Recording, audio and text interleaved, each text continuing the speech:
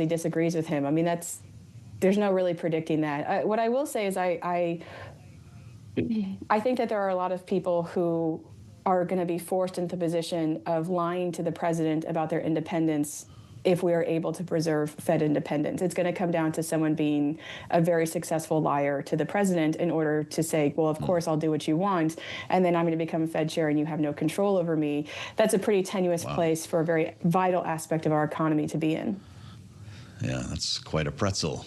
Catherine Edwards, will the president have to deal with the overhang of affordability for the rest of this year? Yes. Yes. It's something that I think the Biden administration had to learn as well, is that there are some bills in the economy that come due, and it's not your fault. You didn't start it, but it's coming due on your watch. We've had a solid 5 decades of pretty weak income growth and wage growth for the bottom third to 70% of the income distribution, depending on the year. We've had very little successful forays into making housing, healthcare, childcare, or elder care more affordable for families. And these things are going to stack up over time. They're going to accumulate and get worse. There's no 1 or 2 month fix for a 5-decade problem. Got about a minute left. Does Jay Powell stay on the Fed board after this term ends? Has the president put him in that position, or do you think he cannot wait to leave? I think he stays. I mean, I think his character would be that he would stay and kind of help shepherd the next Fed president through a very delicate fight to maintain independence. And I don't think he would walk away. I mean, he's going to have that great book deal whenever he leaves. It's in a year or 4 years. So I don't think he has to rush out to sign. I think that he can stay and finish the job. He strikes me as someone who has a lot of personality buried underneath a public visage. Fascinating. Some unexpected answers from Catherine Edwards. Catherine, it's great to see you. Thanks for being back with us here on Bloomberg, and look for her work, Bloomberg Opinion, OPIN Go, on your terminal, and of course at the website, Bloomberg.com. I'll meet you back on the late edition of Balance of Power, 5 p.m. Eastern Time. Special Fed coverage begins next, right here on Bloomberg TV and radio.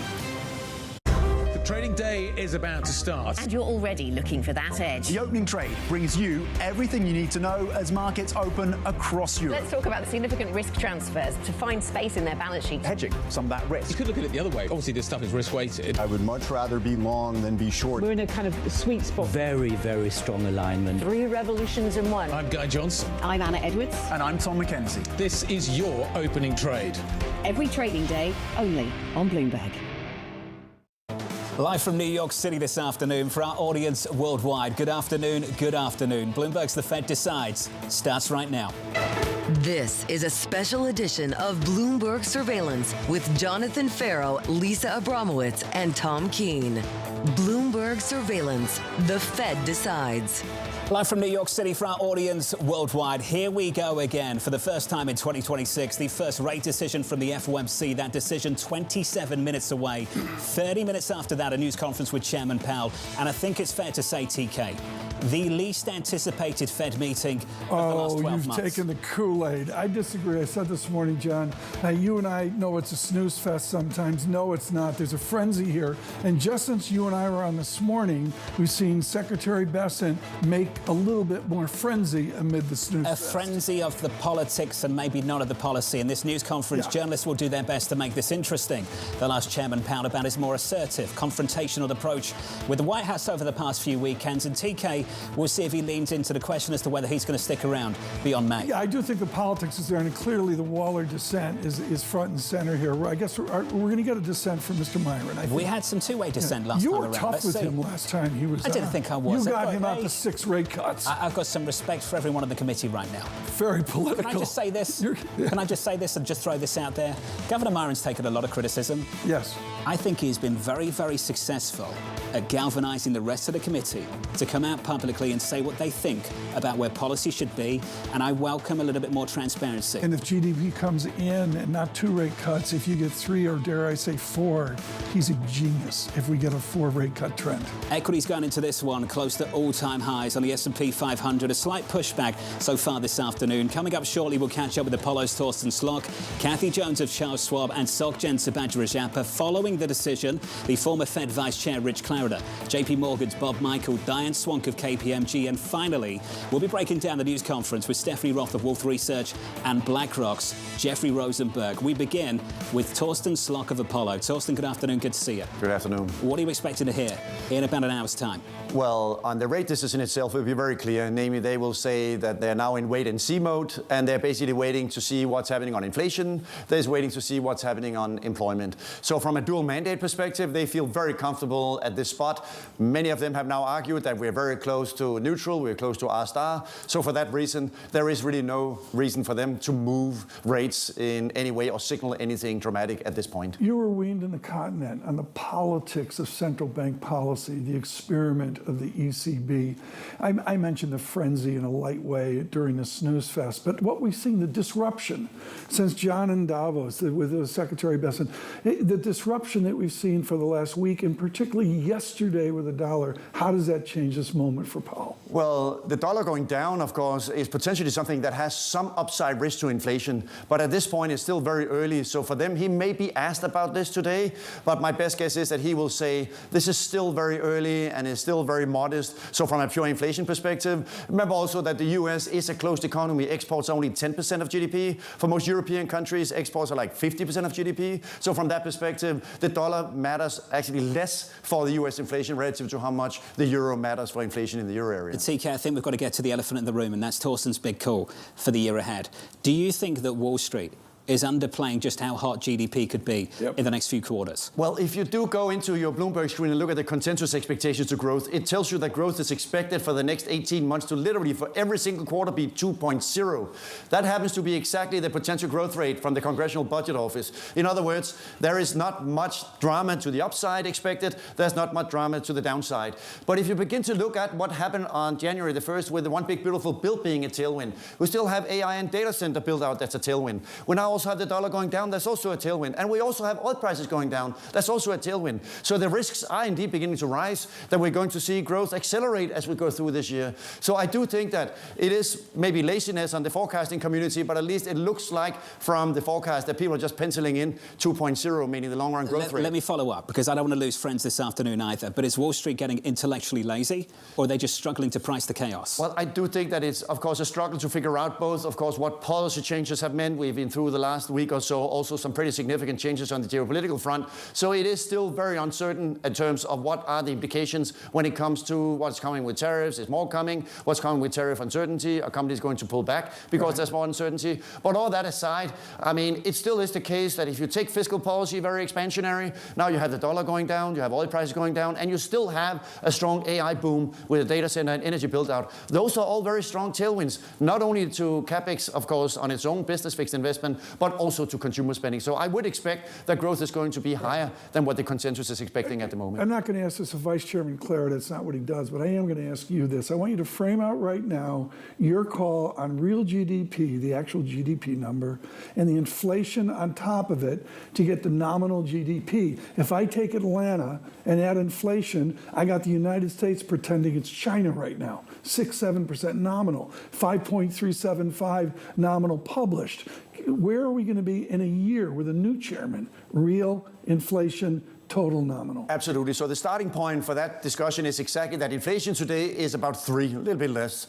It's not 2, which is where the Fed is supposed to have inflation. Right. So that's why inflation is a little bit too high already, even before we begun to see an acceleration. So that's why the next several months, what companies are going to do, especially in response to the One Big Beautiful Bill, will be very, very critical, because that may result in that by the end of the year, we could have the nominal GDP could indeed, to your point, Tom, be a lot higher than what people are expecting. Okay, well, let's take this over. While you were in Davos at the piano bar with Barry at Cloudflare, John, I was reading Orzag Posen, Peter Orzag Lazard, Adam Posen, a giant at Peterson Institute. You and I read the essay on a persistent higher inflation that we're not prepared for. That's how you get there, isn't it? Off the wages they model in their Absolutely. essay. Peter Orzag and Adam Posen are heavyweights in the economics profession, and them telling us that inflation will be 4% by the end of the year is something we need to take very seriously, because there is a compelling story, especially especially now when fiscal policy is supporting and the AI and data center boom is also very supportive. So absolutely, there is indeed a chance that nominal GDP could be in the range of 4 to 5 by the end of the year. Just for the record, I did not frequent the piano bar this year. That's TK's old horn. I'd always find him over there in Davos, Switzerland. Torsten, do we have an understanding as to how this Federal Reserve would respond to information like that? Do you have a decent understanding of this Federal Reserve's reaction function? No, because the issue is that the dot plot for now, for a long, long time, has been telling us rates are going down. So the first regime change is that the dot plot is going to now recognize that, and the market is going to recognize that we're going to go up and maybe have no cuts in the near future. And the biggest risk is, to Tom's point, that if we do see acceleration in growth, and if Adam Posen and Pete Orszag are right, of course the risks are beginning to rise, then we'll see rates begin to go up. And this is not a simple linear development. It is a very significant change from after a long, long period of saying rates are going down, rates are going down in the front end, to now suddenly come to the conclusion, well, maybe the Fed actually has to hike. That's a key question, John, that you just asked. Reaction functions, plural, they don't have a clue. They're flying, and I don't have a clue either. They're flying blind. That's why I think it's going to be so difficult for the incoming Fed chair. How unruly would this committee be June onwards? Well, and the challenge is, as we all know, there are 12 voting members, 7 are the governors, there's 5 regional Fed presidents, and if you are one of those voting members, maybe together with Steve Moran, you might say, I think interest rates should go down. But think about how this works in practice. You meet with the Fed staff, and the Fed staff, they absolutely know what they're doing. They have a forecast for inflation. So if you go in and say, I think inflation is going down, they will respond, well, okay, where is that forecast coming from? Which parts of inflation is going down? And they will have an answer, excuse me, that is going to be very, very thorough, that will tell you that inflation is going in the opposite direction. What's the experience with Trichet? The intellectual battle at the ECB with Jean-Claude Trichet. Did the ECB push back against the different decisions he wanted to make that became controversial? Well, in this case, it's all about the governors and also the regional Fed presidents. They do have the view that they think at the moment that rates should be higher for longer because inflation is higher for longer. It's really quite simple for markets. If inflation is higher for longer, the Fed will also keep rates higher for longer because we're not at 2% yet. Of course, the staff of the Fed will now become very important because the Fed staff, of course, will be sticking likely with what they've been putting out for the last 12 months, namely that inflation is still a problem. That's the forecast that we saw, of course, in the latest print from the ECB. But the bottom line to your question is, if there is a change in the forecast, it will have to come from the Fed staff and less so from the Fed chairman. Is this too highbrow today? No, I think it's fine. What's wrong with this? I think it's good. No, this is basic. This is the problem. There's a lot of people looking at this, and they're talking about their wife, and they're going, I took her to the supermarket. I don't know why, but I had to start it somewhere. Pretend you got no money. Half of America, John, feels like that British song from years ago. Common People by Pulp, and it's a fantastic song, by the way. We're talking about GDP being sky high. Consumer confidence in this country is the worst it's ever been in the last decade. Just think about everything that's happened in the last 10 years. Consumer confidence hasn't been worse, TK. The Conference Board number is absolutely remarkable. I agree. It's not a snooze fest. Everyone, you have to stay with us today. It's not a snooze fest. Is that just to keep the audience? Plus, Clarida's coming by. You know, true, and Torsten's sticking with us. It's going to be absolutely fantastic. Coming up as well, we'll catch up with Kathy Jones of Charles Schwab, Subhadra Rajappa of SocGen. That Fed decision is about 18 minutes away. Your equity market just pulling back from all-time highs on the S&P 500. In the bond market, yields up by a single basis point. In FX, near to multi-year lows for the US dollar, and gold at all-time highs. More still to come on the markets in just a moment.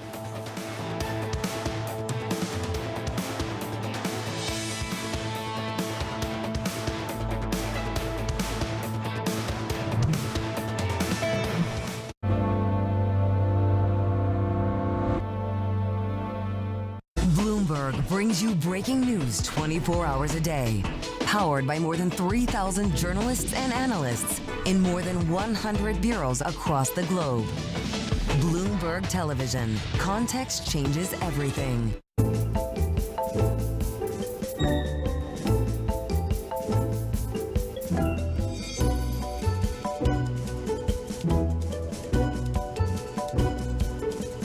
If I'm an American company and I want to invest in Asia, why would I want to invest in India over China? India has a lot of similarities to the US. It's a democracy, it has rule of law, it's a capitalist society, and that's what a number of companies are seeing. in case you missed it on Bloomberg Tech Asia.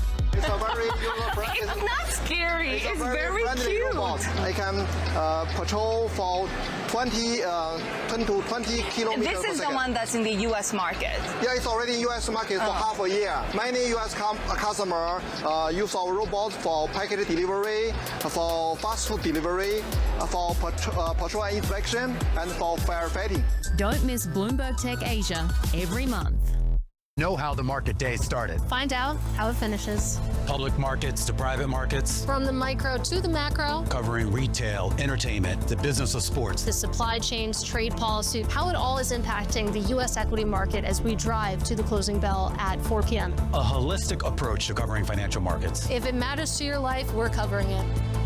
I'm Katie Greifeld. And I'm Romaine Bostic, and this is The Close. Every weekday from 3 to 5 Eastern. Only on Bloomberg. Context changes everything.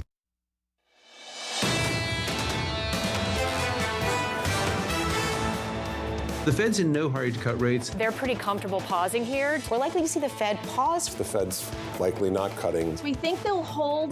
Just stay on hold. They're in a holding pattern. It's time to take a breath on these rate cuts. There isn't really a need for immediate movements in interest rates. I don't think they want to move. They're probably towards the tail end of this rate cutting cycle. Hopefully we see a little bit more guidance from the Fed. It'll be a dovish meeting, even though they won't cut. The Fed's going to remain data dependent. Powell is going to stick with the hard data. We have been dancing around these threats to independence. The Fed is going to be under enormous pressure. Everybody wants an independent Fed. Put their head down, do their job. That's the best way that they can demonstrate that independence. The Fed decision 15 minutes away. The scores into it look like this afternoon. On the S&P 500, a slight pullback from record highs. We've gone 5 days with no losses on the S&P.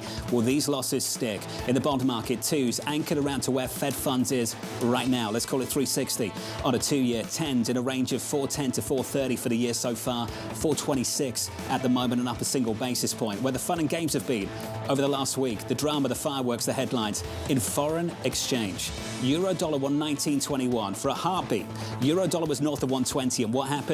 An ECB member, TK, pushed back against where the euro was and talked up the prospect of acting if this move continues. That's the game theory of this, and you've got a neo-mercantilist president, and I don't think he understands the game theory of how they'll push back. We mentioned Adam Posen earlier. William Klein at Peterson owns the high ground on this. They push back. What do you make of the Sell America trade? Seen this headline repeatedly: Sell America. People are selling America every time we have a bit of dollar weakness. You know where I am on this. Go on, tell me, share it. I've got views too. I got views too. I'm setting myself up. I was down in Houston with the CFA Institute, and somebody said the same thing as well. I think it's the craziest thing going. We have led on technology. I'm going to get emotional here. I remember the day the 3 astronauts died at Cape Canaveral. I remember it clear as a bell. We had the technology then. It's different now. We're not going, well, excuse me, Mr. Musk, I know you're listening. We're not going to the moon, but we're there with AI and technology. We're leading the way, and everybody else. I'm pleased we get to talk about this, TK, because some of the price action we have seen is also consistent with the pickup in global risk appetite.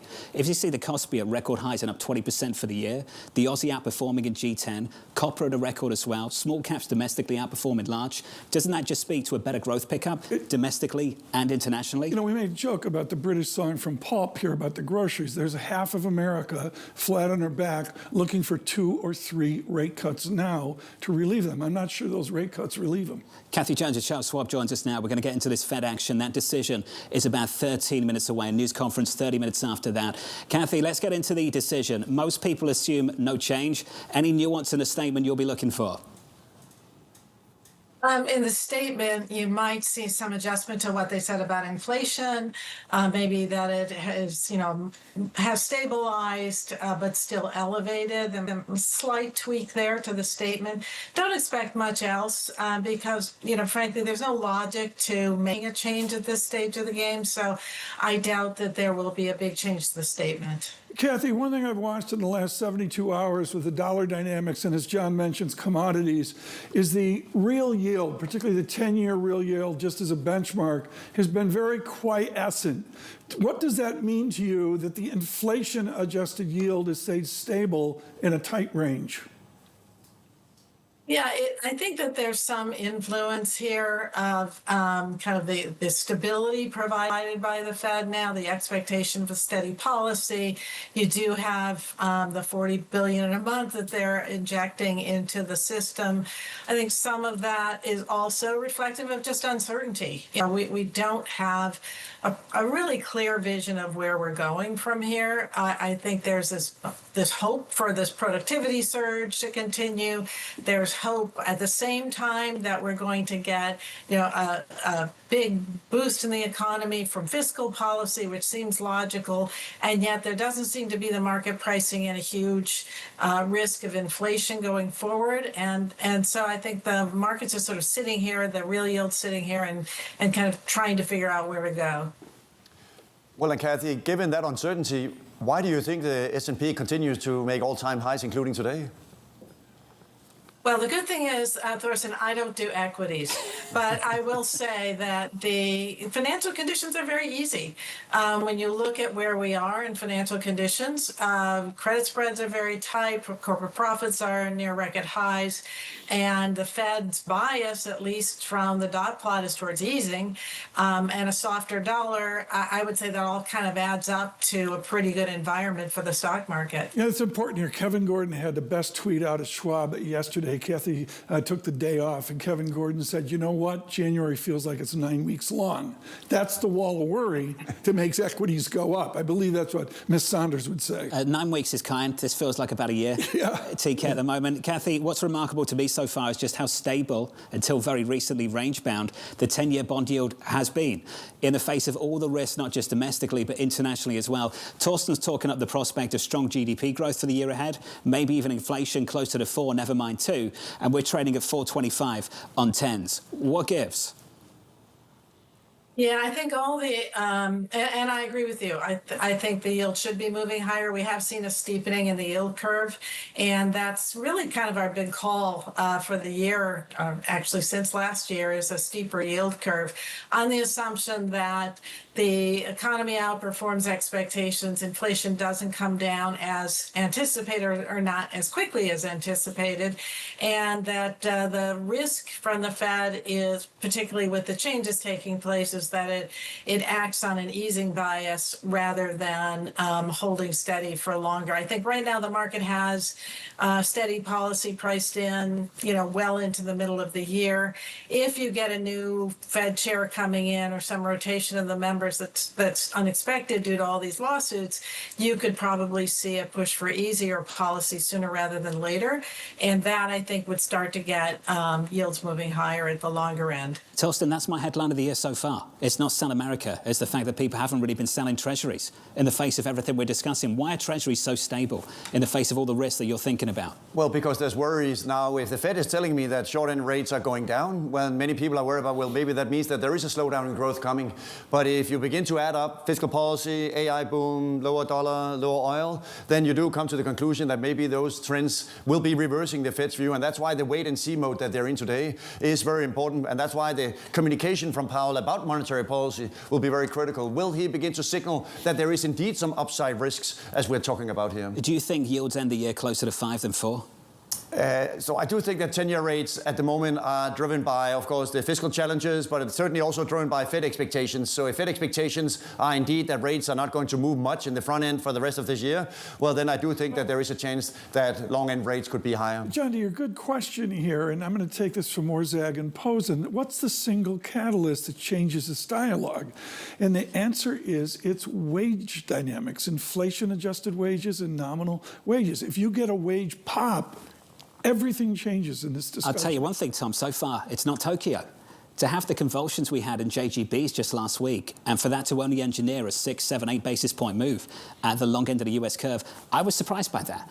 If you told me we'd move by 20 to 30 basis points at the long end of the Japanese curve, see yields we've never seen before in Japan, I would have expected a bigger move last week in treasuries than the one we got. And you did see yesterday at its 40-year auction in JGBs that actually there was very solid demand, telling you that we're getting to the point where investors are interested in the levels of yields that they're seeing. Asking for a friend, did Apollo load the boat? I don't think he's going to answer that one. Subhadra Jafra, SocGen Mai. Subhadra, welcome to the programme. The stability in bonds so far, what shakes us out of this recent range? I don't think there's a clear catalyst, to be honest with you. I think that what shook us out last week was, in fact, the sell-off in JGB yields. We did see a pretty dramatic sell-off. Yes, Treasuries outperformed JGBs in the sell-off, but for the most part, that was the only catalyst. I mean, there are other dynamics that we're missing in the bigger equation, right? It's the fact that the Fed has been buying a lot of Treasury bills. There's been a lot more issuance in the very front end of the yield curve, and then in the long end, coupon issuances are expected to remain stable for the remainder of the year. So you're looking at a very somewhat stable fiscal situation from a coupon issuance perspective, because a lot of the issuance is coming in bills, and that's keeping a lid on term premia in the U.S. and 10-year yields. As a result of that, I think are somewhat range-bound. The history, Subhadra, of SocGen is to really have a pulse on what the bet is on global Wall Street. Is there a bet on this meeting right now? Not really. I think that the expectation is very consensus that the Fed is probably going to keep policy on hold. And if anything, the market seems to be continuing to push back on the timing of the next easing. We almost have no cuts priced in until June of this year. And there's just a lot of uncertainty. And really, in some respects, it feels like the Fed's job is actually quite easy, because you're looking at a pretty strong growth trajectory. We know somewhat where inflation is. The markets are extremely confused in figuring out what the Fed is going to do, as well as navigating a lot of the uncertainty. And it feels, especially that the bond market feels like it's a deer caught in the headlights, if you will, not knowing where to go from here. Have we priced in a new chairman? No, because we have no information. I mean, it seems to be a moving target. We've been discussing this for a better part of the last 6 months, and we still don't know who the next Fed chair is going to be. And there's a good chance that we don't get any clarity by the end of the month, which is kind of was my at least deadline for when we would get an announcement. And it looks like it could drag on well into maybe even closer to May, when Fed Chair Powell's term ends. So this uncertainty is definitely here to stay. I think the senator from North Carolina, TK, has given us a decent steer on just how long this will take. He spoke to us in the last week, and he's communicating pretty clearly that it's about the process and not the man for him. It doesn't matter who they nominate. Until we wrap up this mess with the DOJ at the Federal Reserve, he's not going to even entertain confirming whoever they nominate down at the White House. I'll go with that, and I'll also go with the idea just here, are we going to have a shutdown on Friday? I mean, let's hope not. Do you and I have a different script on Monday? My goodness, let's hope not. Yeah. I don't think any of us want to go through that again. So, Badger, let's talk about the data, the substance, these conversations about all these other things. There's a reason we're not talking about rate cuts today, and one of the reasons is the labour market data of the last month or so, a pickup in payrolls, a decline in unemployment. How much weight would you put on the recent jobs data? It's a very important indicator. Again, the data has been somewhat muddy, but if you look at the initial jobless claims, coming into the year, we kind of discounted the very, very low claims number, saying that it was seasonal. But beyond the normal seasonality, claims have been very, very low. And you're looking at a job market that's, seems to be somewhat rebounding, if you will. Yes, for the most part, if you look at the unemployment rate, it's been kind of trending lower. The labor market is extraordinarily tight. So to me, it feels like with 3 preemptive rate cuts last year, it feels like the job market has not only stabilized, but it's also showing signs of improvement. That's an important insight, that there's 3 already done. It's got to be, 12 seconds into the press conference? He points that out. I think it's probably right at the top, maybe, Tom. Right at the top. Subhadra, thank you. Subhadra Rajappa alongside Kathy Jones. The decision about 3 minutes away. Torsten, are you confident we've seen the last rate cut from Chairman Powell? Well, at least at the moment, it's very clear that the data does not justify rate cuts. So from that perspective, they can certainly go out and explain very clearly. We still have inflation that's too high. We have a labor market that's still okay. And let's not forget that average hourly earnings in the latest print actually went up. And we're beginning to see some of the leading indicators from the Fed for wage growth actually beginning to move higher. And if we at the same time restrict immigration as dramatically has been done over the last 12 months, you should not be surprised if wage growth does begin to move a little bit higher over the next several months. This sounds like an extended pause. So let me ask you this. The next move after that, a cut or a hike? Well, I do still think that we are at the bottom of the Nike swoosh, and therefore growth getting better becomes a discussion around, well, is growth going to get so good that we will begin to see inflation move higher? At this point, I think that there are just so many headwinds to begin to talk about rate hikes. So they will be very, very hesitant to do that. He will certainly not be entertaining that idea today. But you think maybe ultimately that move could be a hike? Well, because the fiscal policy, remember the CBO says that if one big beautiful bill will lift GDP by 0.9%, GDP is normally 2. So that means that roughly half of GDP growth this year is coming from fiscal expansion alone, while we at the same time have the AI and data center boom in the background. There are some very good stories and reasons to believe that we could begin to see growth accelerate as we go through this year, and that could, by the middle of the year, get to a situation where they will have to begin to talk about rate hikes. Torsten Slot, can you imagine the new Fed chair going onto the committee, nominated by this White House, entertaining a conversation at the end of the year about interest rate hikes? Well, that's why that is such a difficult thing, because that person has to go in together with the other voting members. There are 12 voting members in total. This is just one vote.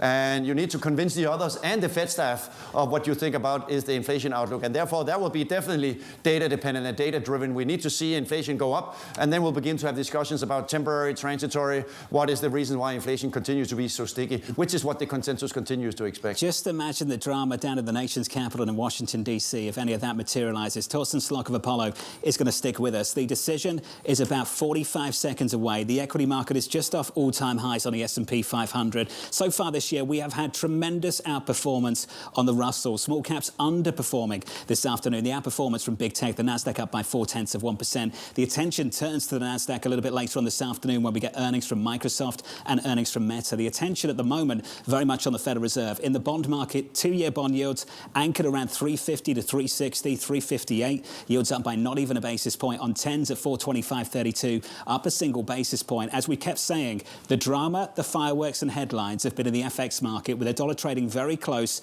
to multi-year lows. The Fed decision seconds away, unchanged as the expectation. With the call is Mike McKee. Well, pretty much as expected, John. No change in rates, and the Fed leaves open the option of cutting rates in the future. Stephen Myron and Chris Waller dissent in favor of a rate cut. Michelle Bowman does not.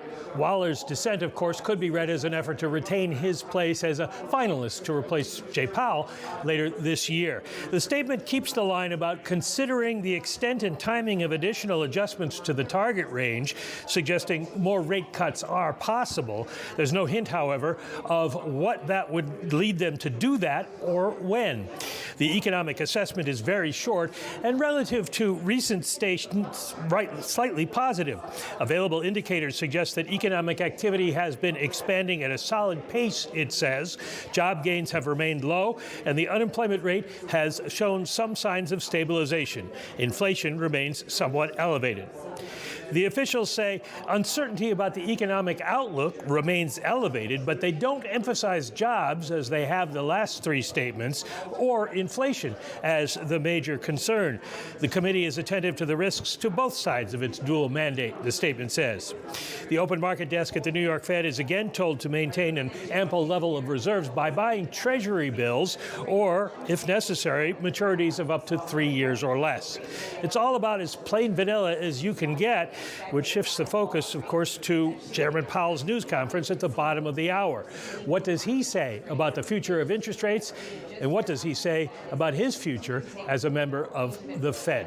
Stay tuned. Mike McKee, we will stay tuned. The news conference about 28 minutes away. You run into that. Mike McKee there, world class as always. A Fed decision, unchanged. The vote, interesting, 10-2 to hold rates steady. The two, Governor Myron and Governor Waller. TK, is it unfair to describe the Governor Waller dissent as an audition to take the top job at the Federal Reserve? 1991 is classic paper on game theory. I just think we saw a little Waller game theory going on, to say the least. I don't have a strong opinion on it, but definitely that's a setup for the president to make a Waller decision. This has been an individual, Torsten, who has provided thought leadership on this committee, effective thought leadership now for a number of years. That dissent will be described by many in this market as an audition for the top job at the Federal Reserve.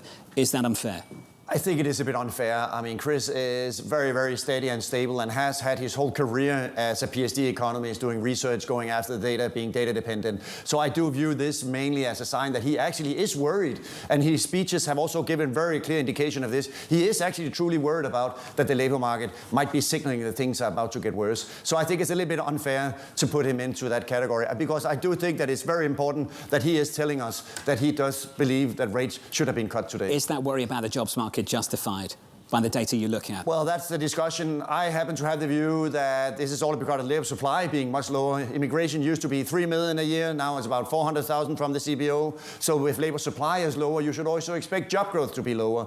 Other people, including Chris, put more weight on labor demand. So that's the debate at the moment. Yes, there has been very little hiring, very little firing, suggesting that labor demand is indeed also weak. So this is the very important debate. And of course, only the data over the next several months will tell whether this descent was actually a good idea or not. John, for the press conference and for Vice Chairman Clarida, Fed omits language on downside risks to employment having risen. Let's have a chat with some Amazon people this morning. Yeah. Let's talk to UBS this morning. The mail I get, the mail you get. People think fancy guys like Torsten Slack are nuts when they talk about a fully employed America. I don't want to overdo the data that comes from the conference board, because consumer confidence all over the place right now is skewed by a whole bunch of things, including politics.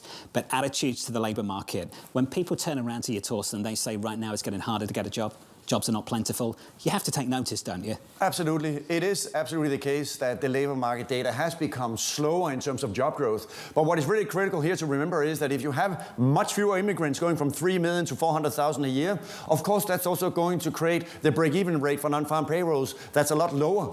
That used to be 200,000 a year. Now the Fed says it's about 30,000. So the closer you get to zero, of course, the more this will also begin to have more worries among people, whether can I find a job, can I not find a job? And those worries, of course, in sentiment are exactly showing up that, in particular, the lower leg of the K continues to be under significant distress. The Federal Reserve keeping rates unchanged. If you are just tuning in, as expected, equities on the S&P 500 just a little bit lower, just off all-time highs on the S&P 500. 2 dissents, looking for a 25 basis point reduction, one from Governor Myron, another from Governor Waller. Joining us now, a man who knows a little something about how this committee makes decisions, the former Fed Vice Chair, Richard Clarida. Rich, welcome to the programme, sir. What do you make of this decision, and what are you looking for from the news conference in 25 minutes' time?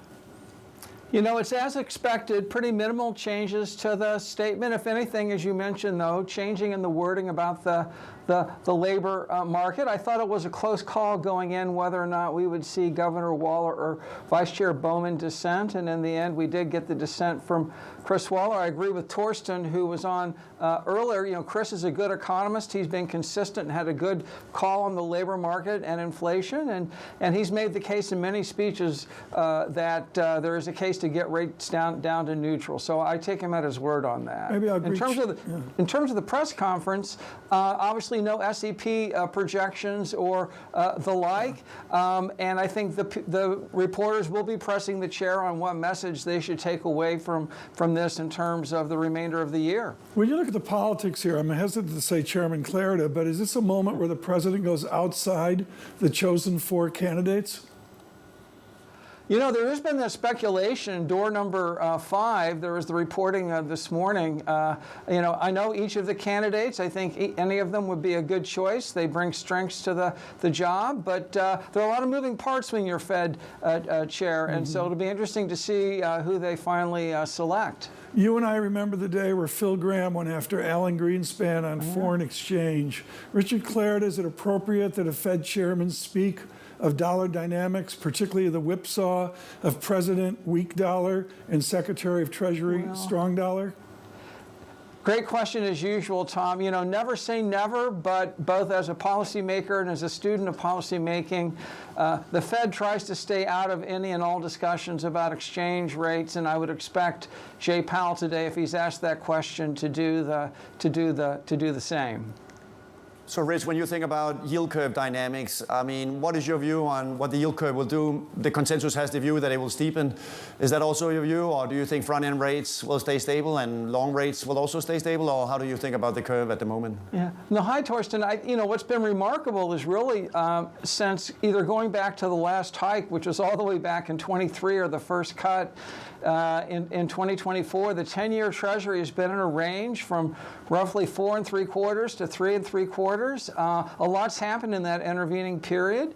That importantly reflects much higher real rates than we had pre-pandemic. So you have seen a shift up in the curve relative to pre-pandemic. And yes, would expect the curve to continue to steepen over time as 10 years stay in that range and as front-end rates come down under the new chair. Rich, as you identify a range, impressively stable so far. For you and the team at PIMCO, Rich, what's the biggest pillar of that stability that we've seen over the past few months at the long end of the curve? Well, I think it reflects the new dynamics, both because potentially a faster productivity growth and fiscal concerns. It's appropriate that longer dated real yields are higher than they were before. I think that's an important fact of life. I mean, the real debate and the real issue is, within the Fed and in the markets is, where's the neutral rate? Where do front-end rates end up? And we still think that neutral for the funds rate is somewhere down around 3%. But obviously, that's going to depend on where we are in the cycle as well. And this may be an unfair question, Rich, but I mean, do you think an incoming Fed chair is going to make dramatic changes to the Fed staff in terms of who is head of which departments? Or how do you think the incoming chair might think about things if he or she doesn't think that it's likely that interest rates are going to be coming down because of persuading the committee?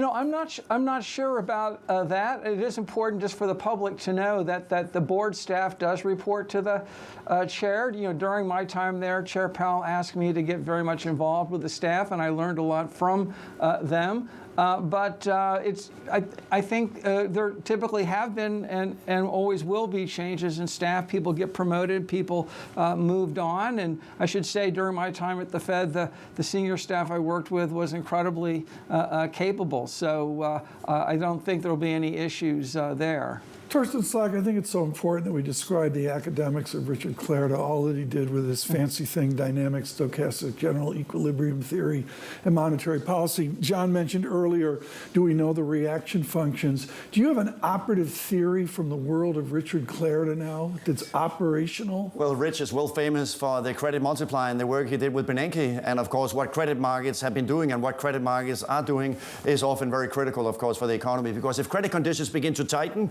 the economy has a problem. If credit conditions begin to loosen, of course, the economy could also have a problem, namely that it just becomes too easy money, including in credit markets. And John, conversation after conversation, the assumption is credit markets are going to loosen because we have, maybe it's Biden-like stimulus. I believe the next 6 months, we're full bore ahead. The credit spreads are very tight, and now the dollar's weakening. And when you think about the dollar's influence on financial conditions more broadly, Torsten, what is the contribution that comes through the FX channel? Well, what I think is very important to remember is that foreigners come to the U.S. for two reasons. They come to cut coupons in fixed income because yield levels are higher here, and they come to get exposure to AI.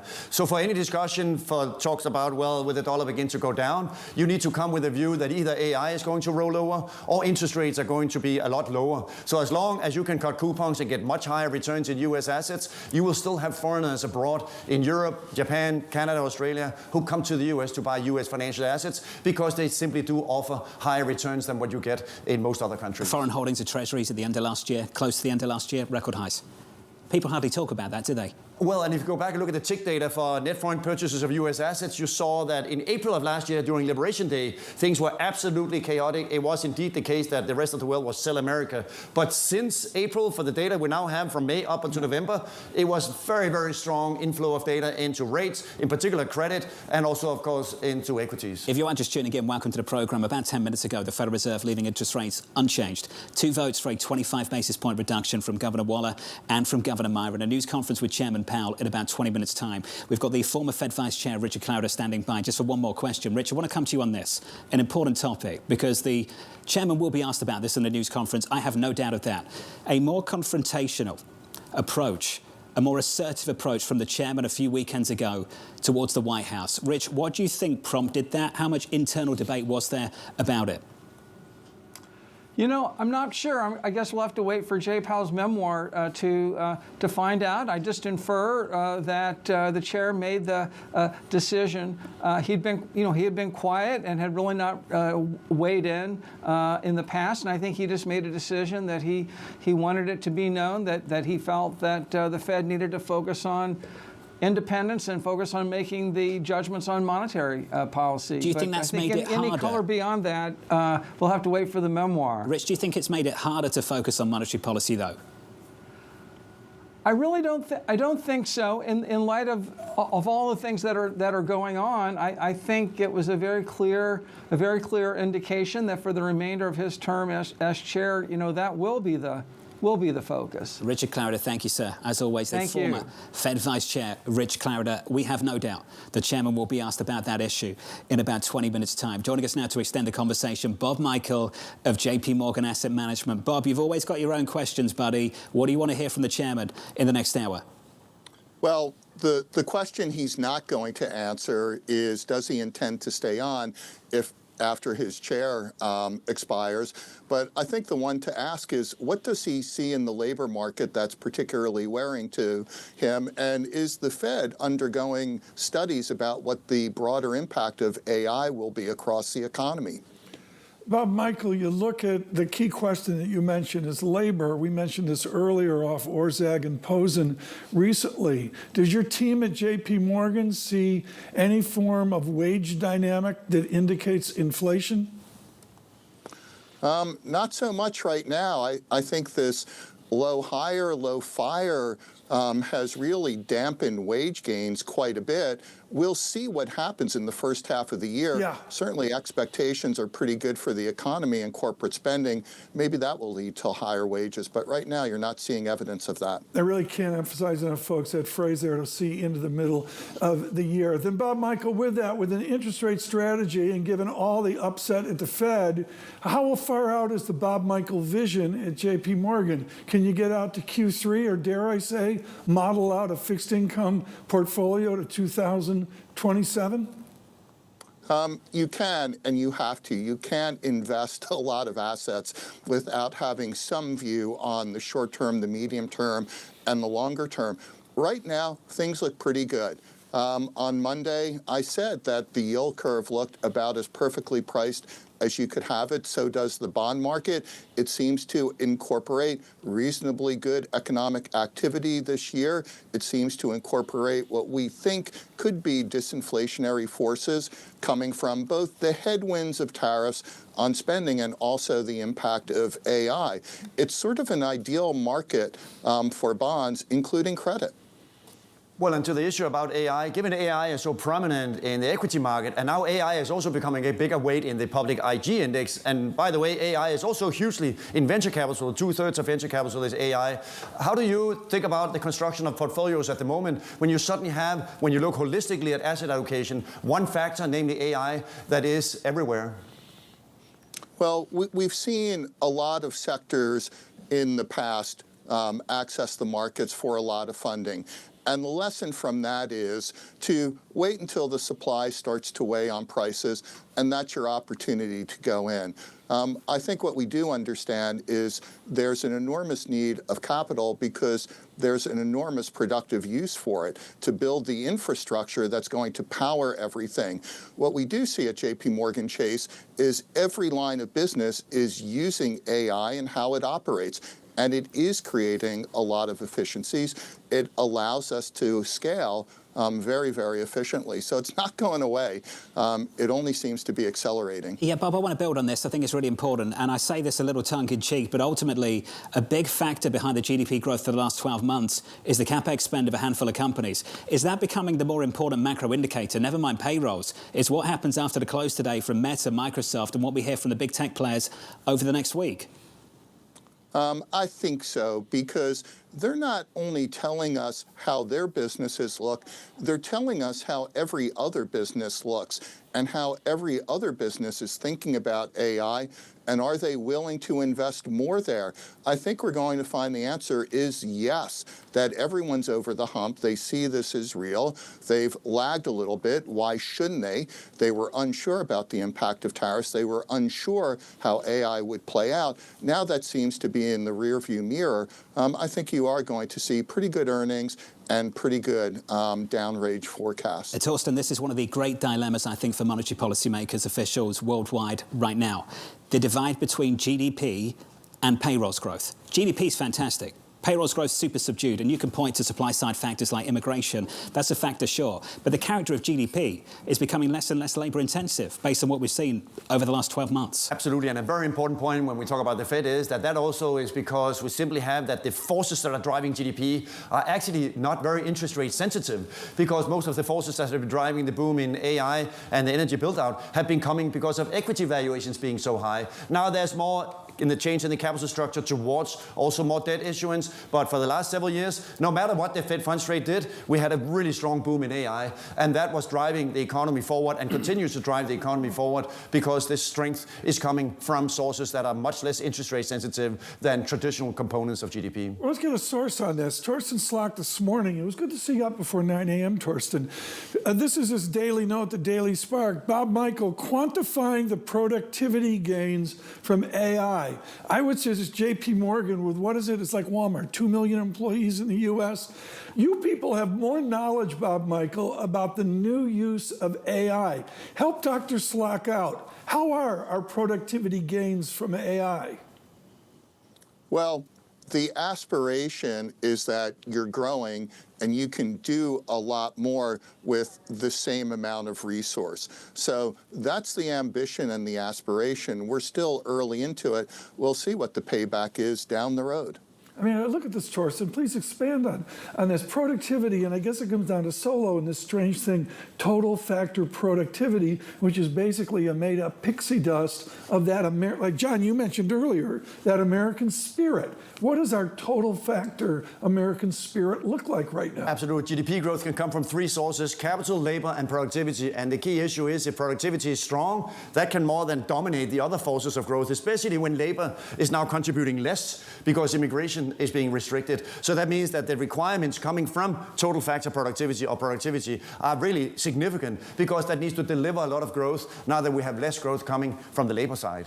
This is why it's hard to sell America.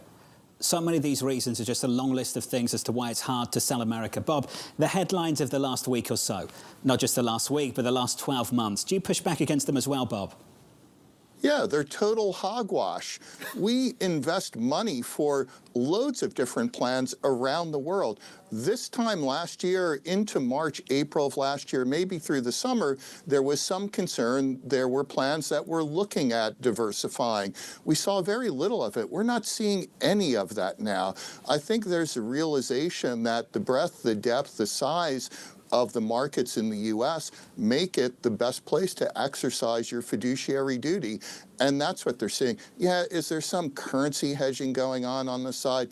A little bit. But is there a wholesale sell America assets? Right. Absolutely not. And if it's happening, we're not seeing it. And we pretty much see everything. You know, Bob, I'm thinking of University of Pennsylvania. And, you know, you're in Latin class at Pennsylvania where you got straight A's.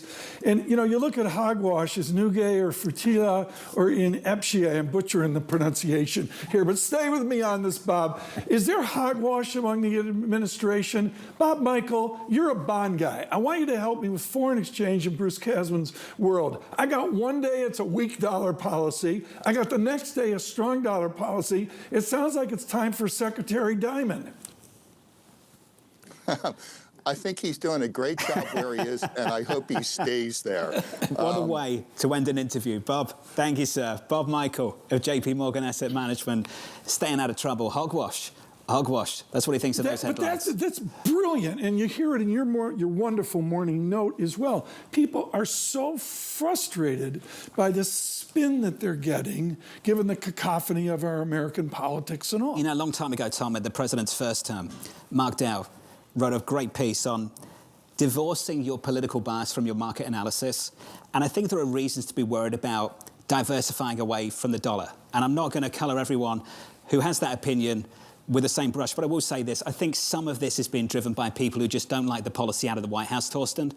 And dare I say they have a bit of TDS. I do think some of that is colouring some of the analysis that's coming from not just Wall Street, but from research desks around the world. Absolutely. And you go around Europe and you talk to a lot of people who are, of course, saying, oh my God, what's going on? This is confusing. This is chaotic. Institutions, all these discussions. And then you ask at the end of the beer, well, how are you even investing your money? Are we still buying dollar assets? Because dollar assets still offer great returns, again, higher levels of yields. Also in AI exposure, you don't get much AI exposure if you invest only in European stocks. You don't get much AI exposure in Japan, Canada, and Australia. So the US offers things that are simply not being offered by the rest of the world. I mean, quickly, John, you spent 12 hours on the set in London the day of Brexit here. We're popping 138 on sterling. Does your life change with a 143 sterling? You're still convinced that I get paid in sterling? I hope so. Yeah, I mean, I'm looking at the chart here, and we're right up against the range of given the recent price action, I wish I was funded in sterling. But given this is my 10th year over here, I'm still funded in dollars. Your review's over. OK, thank you, sir. Thank you, boss. Let's get to Diane Swonk of KPMG. She joins us now. This news conference starts in about 7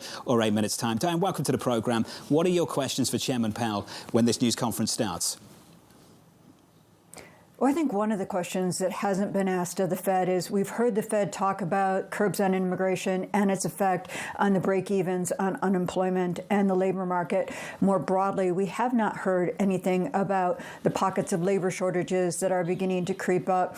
The quit rate in leisure and hospitality absolutely soared in November and over the summer, and that is because of curbs in immigration. We know that foreign-born and native-born workers in some professions, most notably in the service sector, are complements, not substitutes for each other, and that's something that we're watching closely as well. And even with the productivity growth we've seen, the AI boom that's going on is currently, with that productivity growth, not derailed inflation.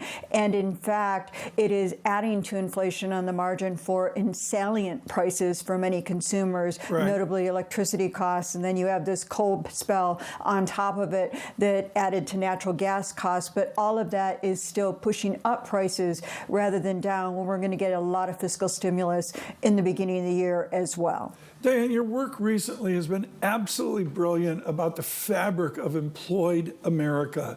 What is the one thing Wall Street consensus, the 3 zip codes in Manhattan, what's the one thing they get wrong about labor America? Well, first of all, the overall unemployment rate is not really a good summary statistic right now. We know at the end of the year, those having to accept part-time instead of full-time hit an all-time high. We're now at the place where in the new millennium, for the last 25 years, we've seen, instead of multiple job holders falling as an expansion goes longer, they're now rising. This is part of that labor share of income being eroded, the inequalities we're seeing out there, and the frozen state of the labor market, where those who have a job are clinging on and those who do not have a job are left wanting. I think it's very important to understand when you think about things like the U6 measure of unemployment, which gets into that sort of under the hood. That's running around 8.4%, 2.2% above where it was in 2019. And I think those are important issues. Diane, quickly here, the model is that the tech bro are taking over America. We've talked about American exceptionalism, but so many people just want to turn around that ugly labor share vector. How would you do that? Well, it's a difficult thing to do, and certainly with the way that the C-suite and the gap between employees and the C-suite see AI and how it's affecting productivity growth is another issue. We could literally see a payroll recession as the economy booms in 2026, and that is something that I never expected to see out there. I think it's really important to remember, though, that we still have not ameliorated inflation. We still have inflation, and it's much like compounding stock returns that has driven that wedge of wealth higher. Compounding inflation over the last 5 years has left prices out of reach for too many. At the same time, the labor market is frozen, and that is why you're seeing the consumer attitude surveys we are. And what are the consequences of the K-shaped situation for the consumer? From a broad macro perspective, the weekly, the monthly retail sales data is still reasonably okay. Does this matter later this year, or how do you think about the K-shaped situation? Is it something that the Fed should take into account, or why does this matter from a macro perspective? It's really important from a macro perspective because I think it's providing a underlying floor under inflation, and that's what I worry about could happen, that with fiscal stimulus on top of it to temporarily disperse economic gains at the beginning of the year as we see those tax refunds come in. That is important because the sugar high could be very short-lived if it only makes inflation stick. And as I said, inflation's already compounded to the place where most Americans feel that things are out of reach, and that underscores and undercuts the Fed's inflation-fighting credibility. Dan, I think we have to say, and I'm sure you share this sentiment, if any of us gets a tax refund, it's paying the energy bill over the last month. Dan, thank you. Dan Swonk weighing in on the Federal Reserve and a backdrop for the economy. I think we just take a beat with the 2.5 minutes we have left. What Dan Swonk just said there, that we could have an economic boom and a payrolls recession. Now, I know this sounds a little bit philosophical, but what on earth is a boom if we have a payrolls recession? I'm going to go to Torsten on this. I think your question, John, is brilliant. What she said was remarkable. I don't think I've ever heard that, ever. The bottom line is we have a president who's prosecuting a neo-mercantilist strategy. You were weaned on this ages and ages, great-grandpa Slock, 1,000,000 years ago as well. How do we extract ourselves from a neo-mercantilist strategy to get growth back in for the rest of the public not benefiting from this tech boom? Well, the challenge, of course, is that the AI boom has been the main driver for so long. But if you implement policies, of course, that ultimately says that we want fewer goods and fewer people to come into the country, the risk is that, of course, does come deglobalization with a risk of higher inflation in prices, risk of higher inflation in wages. So that's why and this is not only the US, this is also Europe, this is also across the OECD area, you're seeing more and more segmentation of the global economy, of course, results in now everything needs to be produced domestically, home shoring, onshoring, reshoring. All that, of course, results for fixed income investors in more upside risk to inflation. Did you just describe the 1930s in the United Kingdom? Tom, the biggest risk to the GDP growth we've discussed over the last 12 months are the populist remedies the White House might introduce to try and correct the K. One of those issues we've talked about for the last few months, the last month or so, has been the introduction of a cap on interest rates on credit cards. That could have the complete opposite intended effect of chilling financial conditions, of tightening credit availability. And they're the kind of things that at the moment, this administration, TK, they're the kind of things they're thinking about. I think the phrase is grasping at straws. I don't hear much policy or science behind it. Maybe we'll hear that in these comments. Torsten, this just in from Hugh Van Steenis of Oliver Wyman. I'm sure you know him. He wants us to start a podcast. I wants to know if Mark Rowan will give up Torsten once a week so we can do a little podcast together. He liked the last hour so much. First guest can be Hugh Van Steenis. Do you think Mark and Jim will get on board with that? Can we have you once a week? Can you write the check? Have we got a budget in the surveillance budget? Yeah, I can work it out. We'll try and make that happen. Torsten, this was a pleasure. Thank you, sir. Thank you. Torsten Slock there of Apollo. This could be a snoozer over the next 60 minutes. The last 60 minutes has been anything but. Equities right now very close to all-time highs on the S&P 500. The S&P 500 negative by about 0.2%. For the chairman of the Federal Reserve, let's take a listen down in Washington, D.C. Good afternoon. My colleagues and I remain squarely focused on achieving our dual mandate goals of maximum employment and stable prices for the benefit of the American people. The U.S. economy expanded at a solid pace last year and is coming into 2026 on a firm footing. While job gains have remained low, the unemployment rate has shown some signs of stabilization, and inflation remains somewhat elevated. In support of our goals, today the Federal Open Market Committee decided to leave our policy rate unchanged.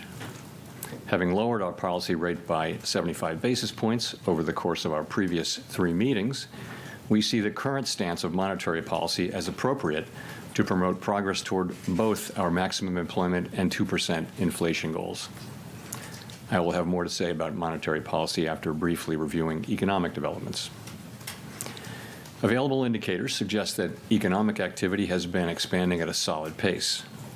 Consumer spending has been resilient, and business fixed investment has continued to expand. In contrast, activity in the housing sector has remained weak. The temporary shutdown of the federal government likely weighed on economic activity last quarter, but these effects should be reversed as the reopening boosts growth this quarter. In the labor market, indicators suggest that conditions may be stabilizing after a period of gradual softening. The unemployment rate was 4.4% in December and has changed little in recent months. Job gains have remained low.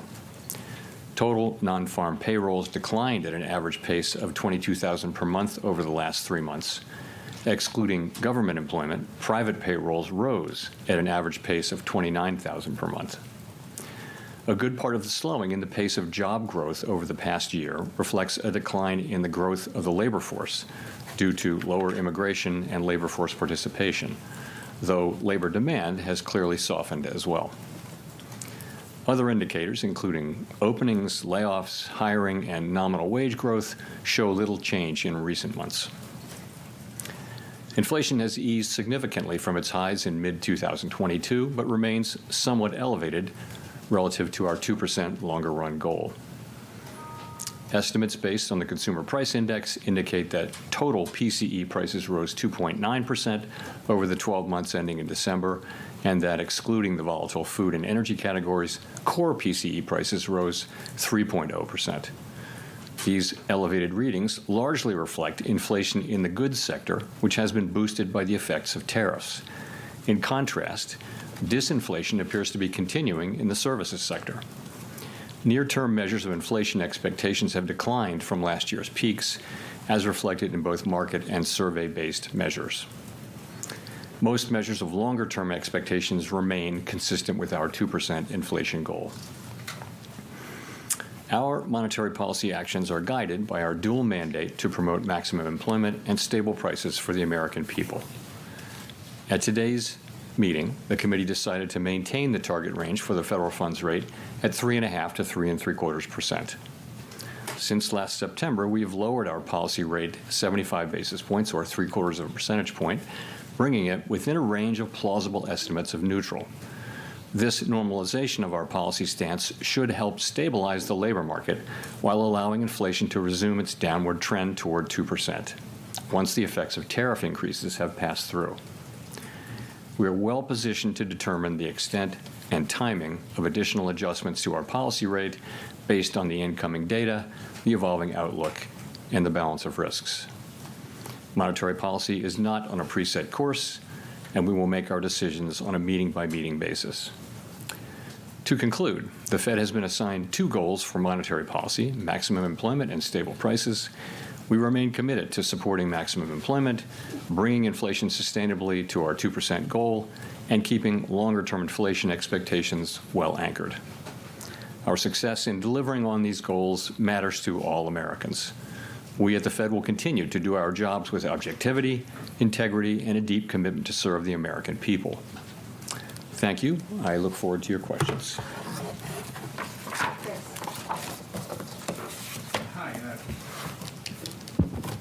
Chris Rugaber at Associated Press. Thank you.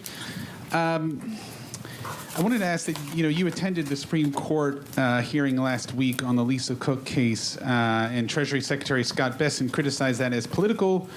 Can you say why you attended and what you would say in response to the Secretary's criticism? So let me start with I don't respond to comments by other officials, whoever they may be. It's just not appropriate to do that. I will tell you why I attended. I would say that that case is perhaps the most important legal case in the Fed's 113-year history. And as I thought about it, I thought it might be hard to explain why I didn't attend. In addition, Paul Volcker went to a Supreme Court case famously in, I guess, 1985 or so. So it's precedented, and I thought it was an appropriate thing, and I did it. Great. And then just quickly follow on the job market. You mentioned last month that the household survey might be distorted, and you also mentioned the potential for overcounting jobs, which would suggest that we're still in a negative hiring pace. So do you see the drop in the unemployment rate as solid, and what's the basis for saying that things have stabilized? Thank you. So, yeah, really two questions. One is, so we're getting through the distortions in the data from the shutdown. However big they were in November, they're smaller in December. So we're getting to a place where they're no longer material. They're still there, but it's a tweak here and there. The reason why we changed the statement, let me pull it out, was simply, it used to say that judges that downside risks to employment rose in recent months. So we saw, data coming in which suggests some signs of stabilization. I wouldn't go too far with that, but some signs of stabilization. There are also some signs of continued cooling. And so we thought that was no longer an accurate description of the data.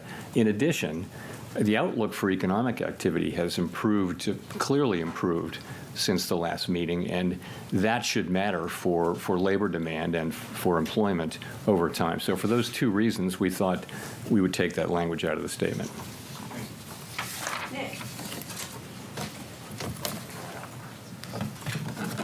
Nick Timros, The Wall Street Journal. Chair Powell, you've generally avoided engaging with political controversies directly, and the video statement on January 11th was a departure. What made this different, and are you concerned it could draw the institution further into political debates? So today I'm simply going to refer you to the statement that I made on January 11. I'm not going to expand on it or repeat it. So I'm just not going to. This is really about the press conference and the economy and what we did today, and some ancillary areas, but I'm not going to be getting into that. Can you say whether the Fed has responded to the subpoenas? I have nothing for you on that today. Mike. Michael McKee from Bloomberg Radio TV. Have you made a decision on whether you would remain as a governor of the Federal Reserve? And if so, would you tell us what it is? And if not, when might we anticipate a decision? No, and I really, once again, have nothing for you on that today. That either. Why would you want to leave it all under the circumstances? Again, I don't want to get into this. It's not something I'm. There's a time and place for these questions, but not something I'm going to be getting into today. Thank you. Thank you. Claire Jones, Financial Times. Thanks a lot for taking my questions. In another one that might, lead to a similar answer. We've seen quite big movements in the dollar over recent days. What do you think is driving the U.S. currency lower? And have you been at all concerned just by the extent of the volatility we've seen this week? Thank you. So, Claire, as you probably know, we don't comment on the dollar. Really, the administration, especially the Treasury Department, has the job of oversight over the currency and exchange rates and all that. We don't comment on that. It's not our role. So, I have nothing for you. But, what's your view on the market movements? What do you think behind them? Is it asset managers diversifying? Is it? Yeah, I just don't. We don't talk about the dollar. We don't talk about what moves it around.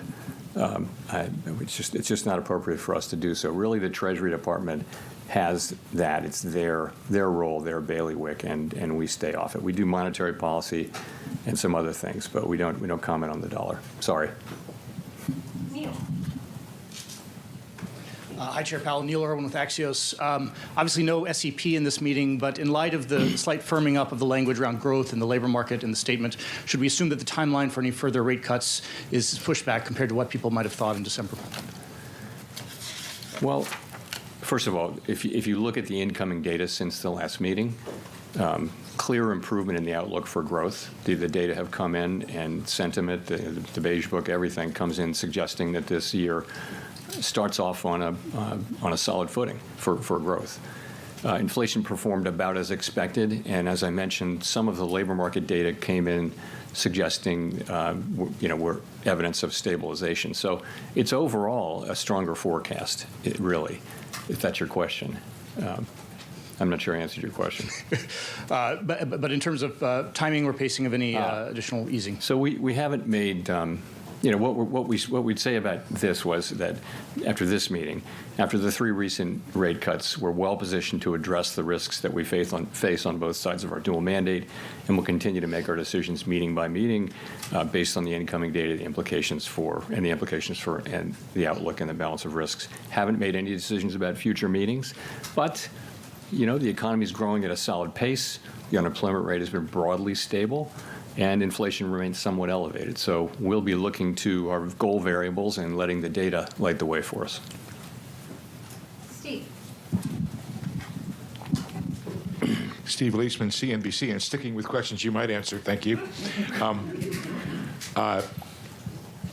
You had previously, I believe, described the current policy rate being at the higher end of neutral. And if you look at the longer run, the SEP and the longer run rates, 16 of 19 officials are actually below there on their long run. Is the Fed still in a process of bringing it down towards a middle range of neutral? And what would it take to get there? So the count I did was that 4 of the 19 were at or above that. Maybe I missed by 1, but I thought it was 4. And if you look at the dealer survey, it was 10 out of 58 where we're at or above. So you're right. It's the higher end of the range. What we say is it's within the range of plausible estimates. This is the higher end of that range. But so for some people they think it's neutral. I think, and many of my colleagues think, it's hard to look at the incoming data and say that policy's significantly restrictive at this time. It may be sort of loosely neutral, or it may be somewhat restrictive. It's in the eye of the beholder, and of course no one knows with any precision. If you had a follow-up. I get what you're saying, but some officials have described the Fed being in a mode of bringing it down eventually over time. Are you still in that mode, or is this a place to hang out? Yeah, no, I would say if you look at the SEP from December, most people had additional normalization. But at the same time, we've done a lot of the process of normalizing. A good piece of it is done with 75 basis points, and before that, 100. It's 175 basis points we've cut since we began cutting in September of 2024. So you've moved now to, Fed funds is running just a little below 3.65%. So you've moved a good way, and we think we're well positioned here to watch how the economy performs, look at the data. We're not making decisions about future meetings, but we do think we're well positioned after those 3 cuts to let the data speak to us. Amira. Thank you, Chair Powell. Amira Mokwe from Bloomberg News. To what extent did the committee discuss the possibility of cutting at this meeting or in March? And how are you all thinking about the conditions that would merit another rate cut? Is there broad agreement on the committee about what it would take? So there was broad support on the committee for holding today. Broad, I would say, including among non-voters. So that's where that was. Of course, some people did want to cut and dissented, but the committee pretty broadly for holding today. We're not trying to articulate a test for when to next cut or whether to cut at the next meeting. What we're saying is we're well positioned as we make decisions meeting by meeting, looking at the incoming data, evolving outlook, and all that. And we're in a position where we still have some tension between employment and inflation, but it's less than it was. I think that the upside risks to inflation and the downside risks to inflation have probably both diminished a bit. So we'll be looking at that. It's about how you weigh the risks to the 2 goals and how big those, and quantify them. And so there are different views on the committee, and we'll find our way forward as the data evolve.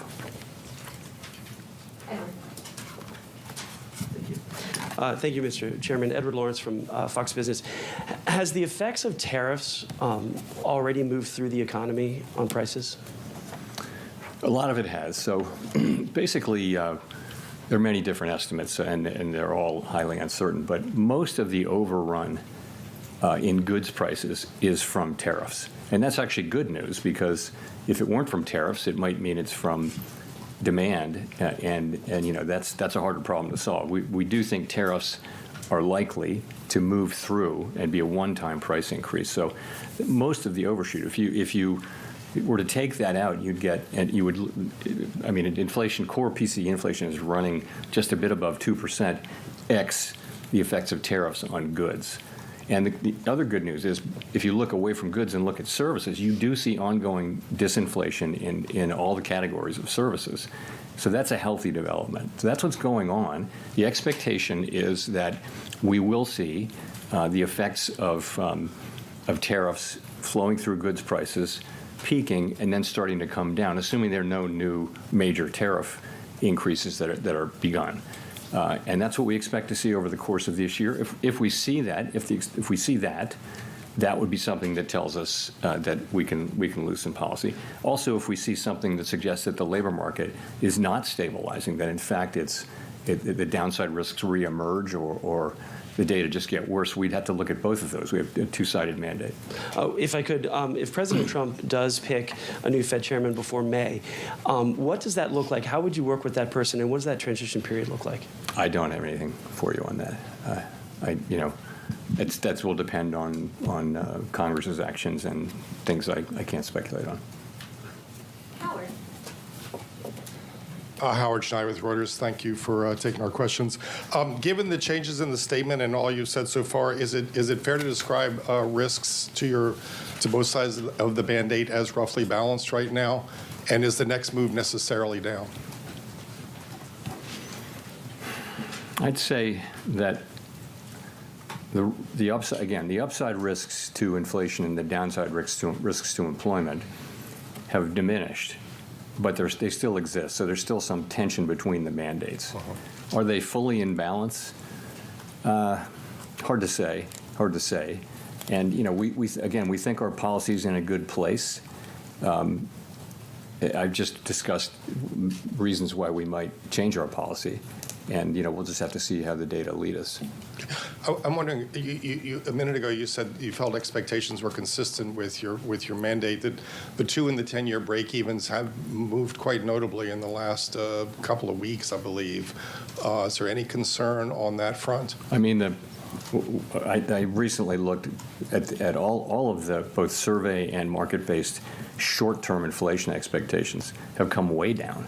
They were in a good place at the beginning of last year. They spiked around Liberation Day, and now they've fully retraced in the last few months. So that's very comforting. And the longer-term inflation expectations have remained in places that are very consistent with 2% inflation over time. So expectations have been solid, and they reflect confidence in the return to 2% inflation. Andrew. Apologies if this is a little bit repetitive, but in the past you've said that the reason you cut rates was that the risk to the labor market was greater than the risk to the inflation side. Is that still true?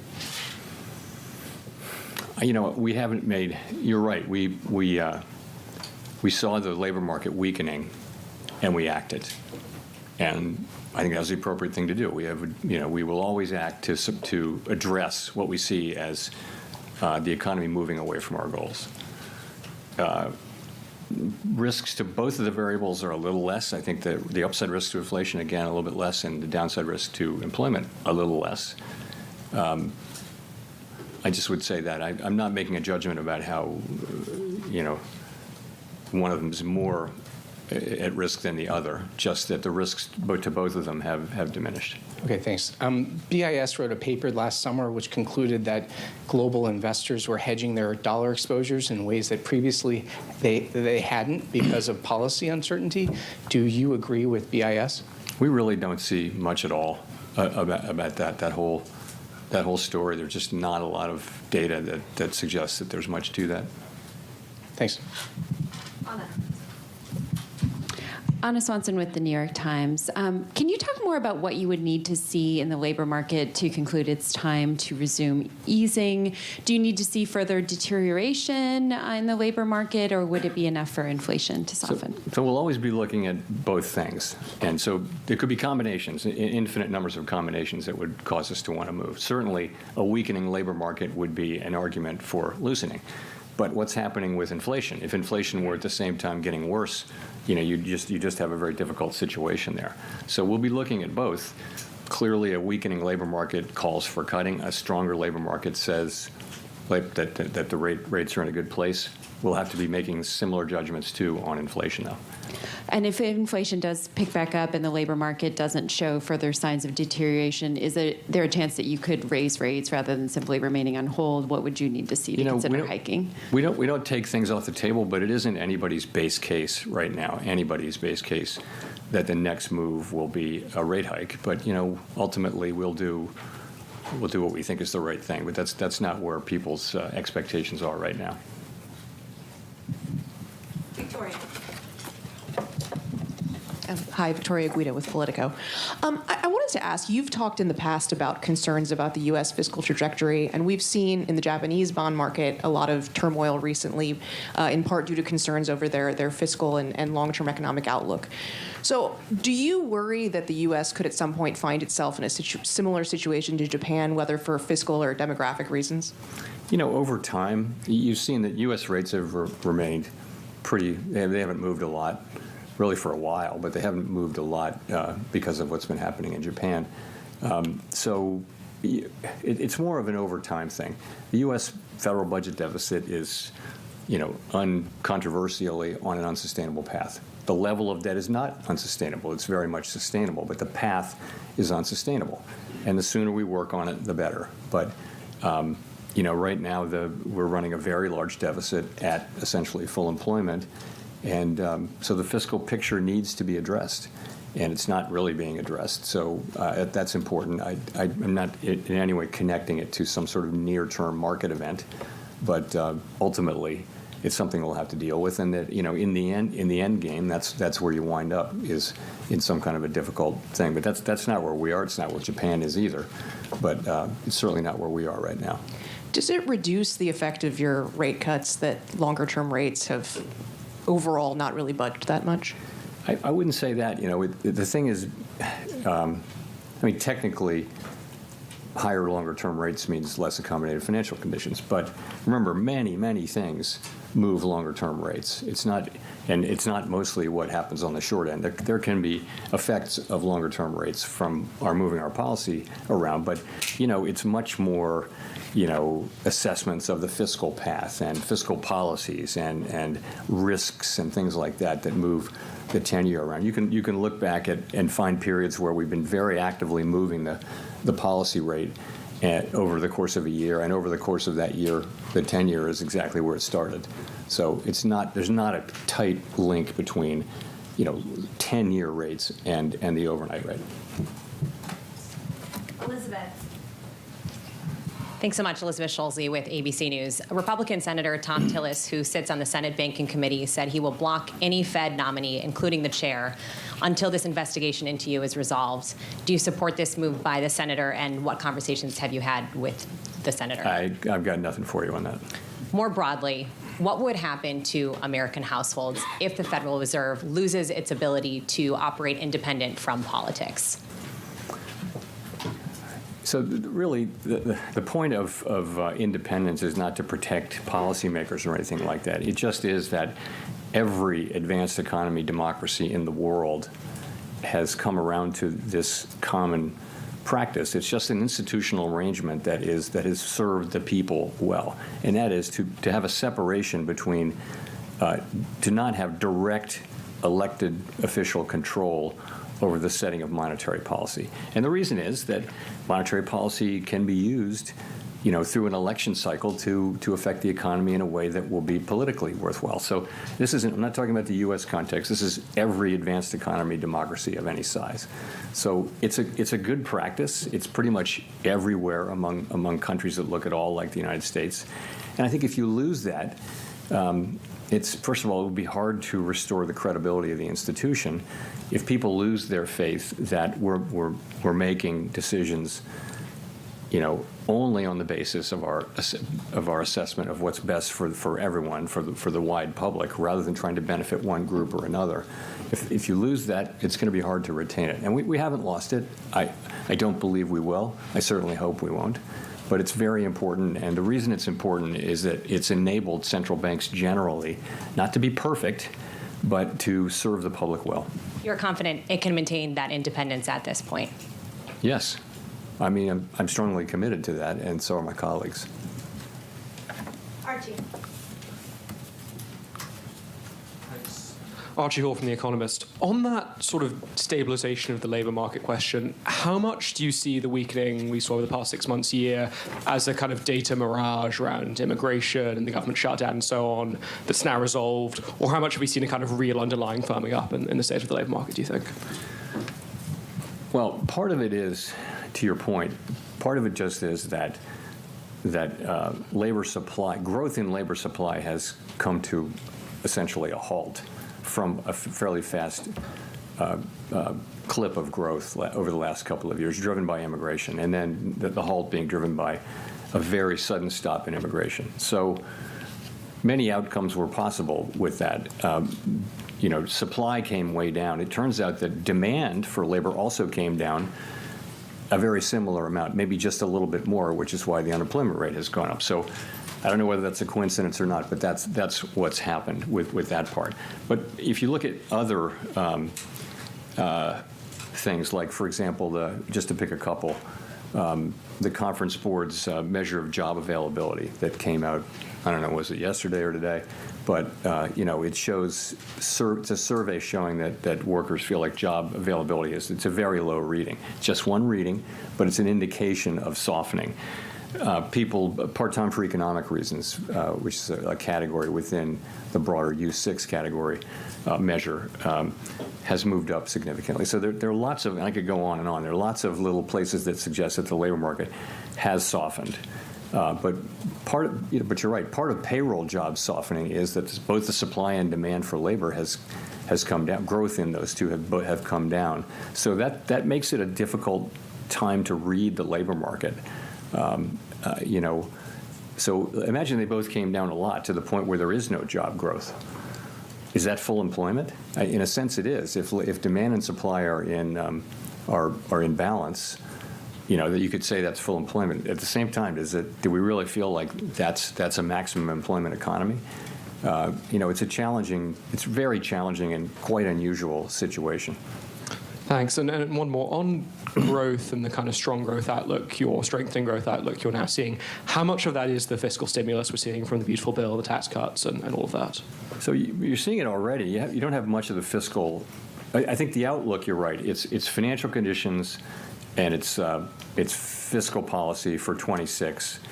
But you've got strong consumption that's been happening before financial conditions have been supportive, but before the fiscal effects really are shown. So essentially the economy has once again surprised us with its strength, not for the first time. Consumer spending, although it's uneven across income categories, but consumer spending overall numbers are good, and we're benefiting from the AI build out of data centers. That's another thing we're benefiting from, but the economy overall, growth is on a solid footing. It looks like, and it's not just those things. It's just the consumer is filling out surveys that sound really negative, and then spending. So there's been a disconnect for some time between downbeat surveys and reasonably good spending data. Thanks, Chair Powell. Christine Romans from NBC News. You talked about how consumer spending is uneven. The president calls inflation defeated and solved. The FOMC says it's a somewhat elevated inflation. But you talked about those customer survey or those consumer sentiment surveys and public opinion polls that show that most families say the cost of living is still issue number one. What is the conversation around the table with your colleagues about how wealthier consumers seem to be driving so much of the economy, and why so many families still feel like they just can't make ends meet after 5 years of rising prices? What is that discussion like? So a couple things. One, there's something to it in that we know that higher income households that tend to own real estate and tend to own stocks, securities, and those assets have been going up in value, and increases in wealth do support spending over time. So, and that's clearly a part of the story. We also know that for some time now, for a year or more, we've been hearing from retailers, for example, that serve lower income customers, whether it be food or the big box stores or anything. They're saying the same thing, which is our consumers are looking to economize. They're trading down from brands, and they're buying less, and it's changing their buying habits and that kind of thing. So we're seeing that, and that is a reality of what we're seeing. They're still consuming, but they're feeling it in a different way. I would say more broadly on affordability, we have a vast network through the reserve banks and also through the Board of Governors, where we talk to small and large businesses and households, and so we do hear a lot about affordability, and we take that very seriously, and we take it to heart, because one of our jobs is price stability. And so, the best thing we can do for people who are feeling that squeeze is to keep inflation under control and, frankly, to finish the job of getting inflation back down to 2%. You mentioned the AI build-out as being a positive for economic growth this year. I wonder, as you look at the weakest year last year for job creation of a non-recession year since like 2003, are you concerned about AI maybe supplanting more entry-level work and entry-level jobs, and how does that play into what you're watching about the labor market? So everyone, of course, is watching AI and the deployment and, trying to understand exactly what's happening. And there's a wide range of possibilities. It's hard to say. And, of course, anyone who uses it is amazed at what it can accomplish, right? So every technological wave will eliminate some jobs and create other jobs. And it's always been the case. If you look back, wave after wave after wave, there will be some disruption, but ultimately technology increases productivity, which is the basis for rising wages. And it may not all happen immediately, but over time, it's what enables incomes to rise over time, is rising productivity. So and we always ask, well, this is going to be different, is it going to be different? And we don't know. And we may, in any case, see in the short term jobs that are being eliminated by the capabilities of AI. We may see that. We just don't know what the overall effect is going to be. So how to think about it in macroeconomic terms, it's very hard. We can look at the aggregate data.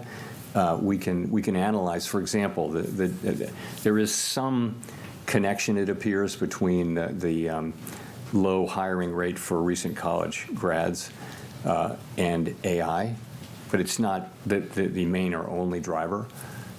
You hear large companies, though, many of them saying that they either won't be hiring for some time, or that they're hiring less, or that they're laying people off, and they tend to refer to AI when they do that. So we're all watching and learning, and it could certainly have pretty significant effects on the economy, the workforce, and our society. We don't really have the tools to address the concerns that may arise, but we have a lot of people who focus on analyzing it and try to understand what the macroeconomic implications are, which is our job.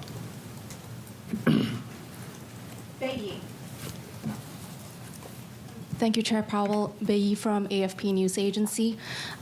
You mentioned earlier that on inflation, the broad expectation was for a one-time price increase and then for inflation to come down. And I was wondering, is your expectation still for inflation to start cooling in the second half of 2026? And if you could elaborate how far we are from target currently. Thank you.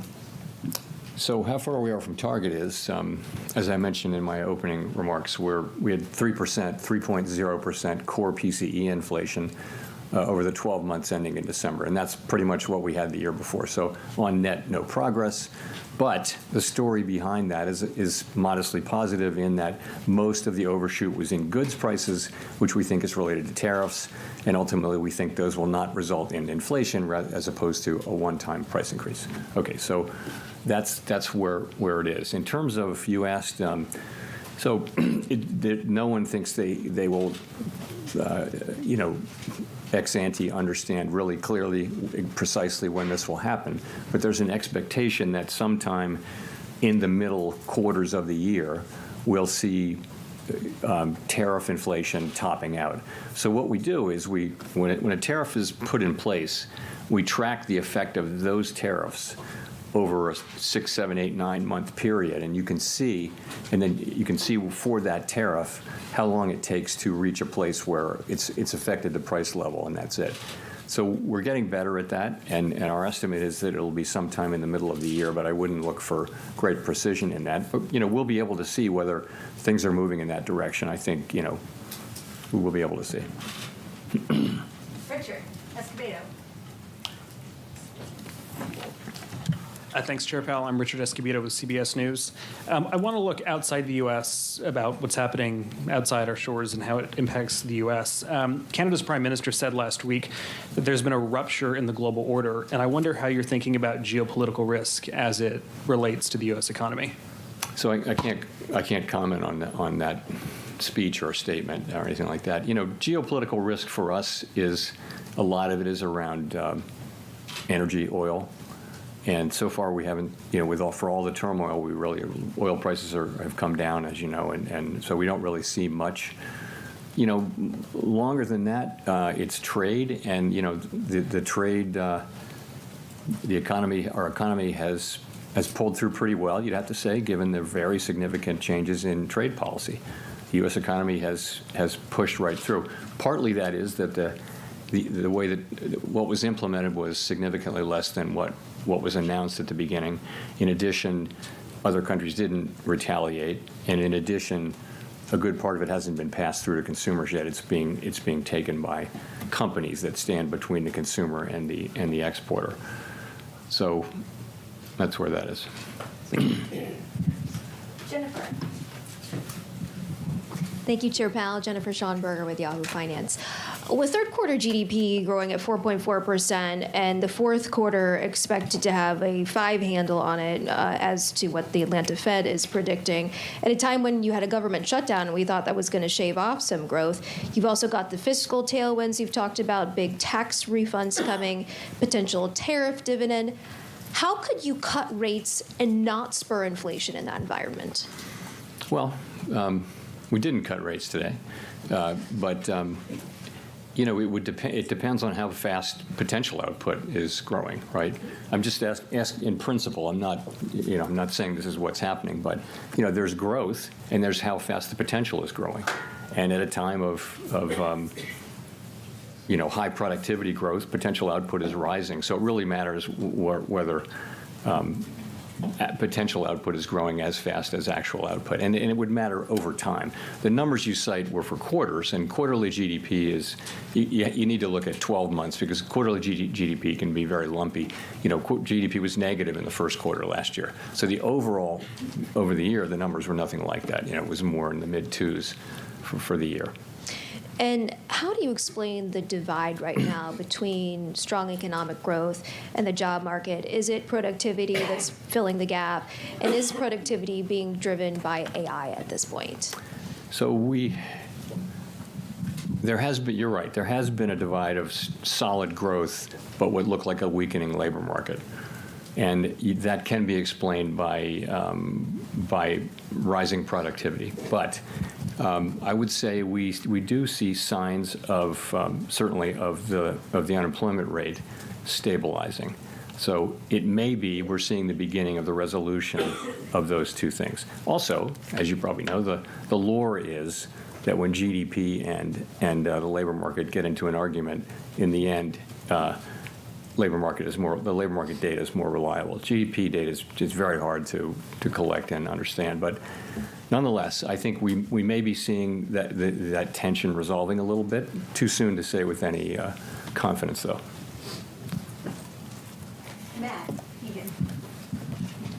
Matt Egan with CNN. Chair Powell, after today, you have 2 meetings left as Fed chair. You've obviously experienced a lot during your time as Fed chair, served under multiple presidents. I'm wondering what advice you have for whoever your successor might be. Honestly, I'd say a couple of things. One is, stay out of elected politics. Don't get pulled into elected politics. don't do it. And that's another thing. Well, another is that, our window into democratic accountability is Congress. And it's not a passive burden for us to go to Congress and talk to people. It's an affirmative, regular obligation. If you want democratic legitimacy, you earn it by your interactions with our elected overseers. And so it's something you need to work hard at, and I have worked hard at it. So, and the last thing is, it's easy to criticize government institutions so many ways. I will tell whoever it is, you're about to meet the most qualified group of people you not only have ever worked with, you will ever work with. And when you meet Fed staff, and not everybody's perfect, but there isn't a better cadre of professionals more dedicated to the public well-being than work at the Fed. Thanks for that answer. If I may follow up, as I'm sure you've noticed, gold and silver prices have experienced historic gains of late. And I'm wondering how much attention, if any, you pay to those moves and what message you may take from these significant price increases we've seen for precious metals. Don't take much message macroeconomically. The argument can be made that we're losing credibility or something. It's simply not the case. If you look at where inflation expectations are, our credibility is right where it needs to be. So we look at those things. We don't get spun up over particular asset price changes, although we do monitor them, of course. Nicole, for the last question. Hi, Nicole Goodkind, Barron's. Some prominent critics have charged that the Fed's economic models are somewhat backward-looking, but should be more forward-looking, incorporating things like productivity increases from AI. How do you incorporate current and future developments into your analysis and decision-making, and do you have an answer to those critics? Yeah, so by and large, those criticisms, as somebody on the inside, they just don't make sense, and I'll tell you why. Every FOMC participant writes down a forecast every quarter, right? The summary of economic projections. And that's the basis for how we think about the economy. So the other thing is, what an economic model can do is it can grind up all the data for the last number of years, 50 years, let's say, and it can identify what are the relationships between variables A, B, C, D, and all that kind of thing. And it can tell you if you change one of those variables, this is what should happen in the macroeconomy. That's just the way it works. However, the structure of the macroeconomy is constantly changing. For example, we hadn't had a pandemic in 100 years. It wasn't in the model, and we knew it from the very beginning. It was not in the model. A trade war of this scope, we'd never had that in 100 years. And so there's great uncertainty at different points. Another thing I'll say is, when it comes to, technological developments that raise potential output, some kind of technological revolution, like happened in the 90s here and like maybe happening now with AI, we're all over that. And, everyone studies those periods, and, we're very clear-eyed about the possibility that this higher productivity may persist. And also that it may not. We're not. No one's sitting here unaware of the possibility of higher productivity. We've been talking about it for 3 years. It long predates the current situation. It's been going on for 5 or 6 years. We've had productivity higher. We've been talking about it that whole time. So it's very much on our minds, and we are well aware that higher productivity means higher potential output.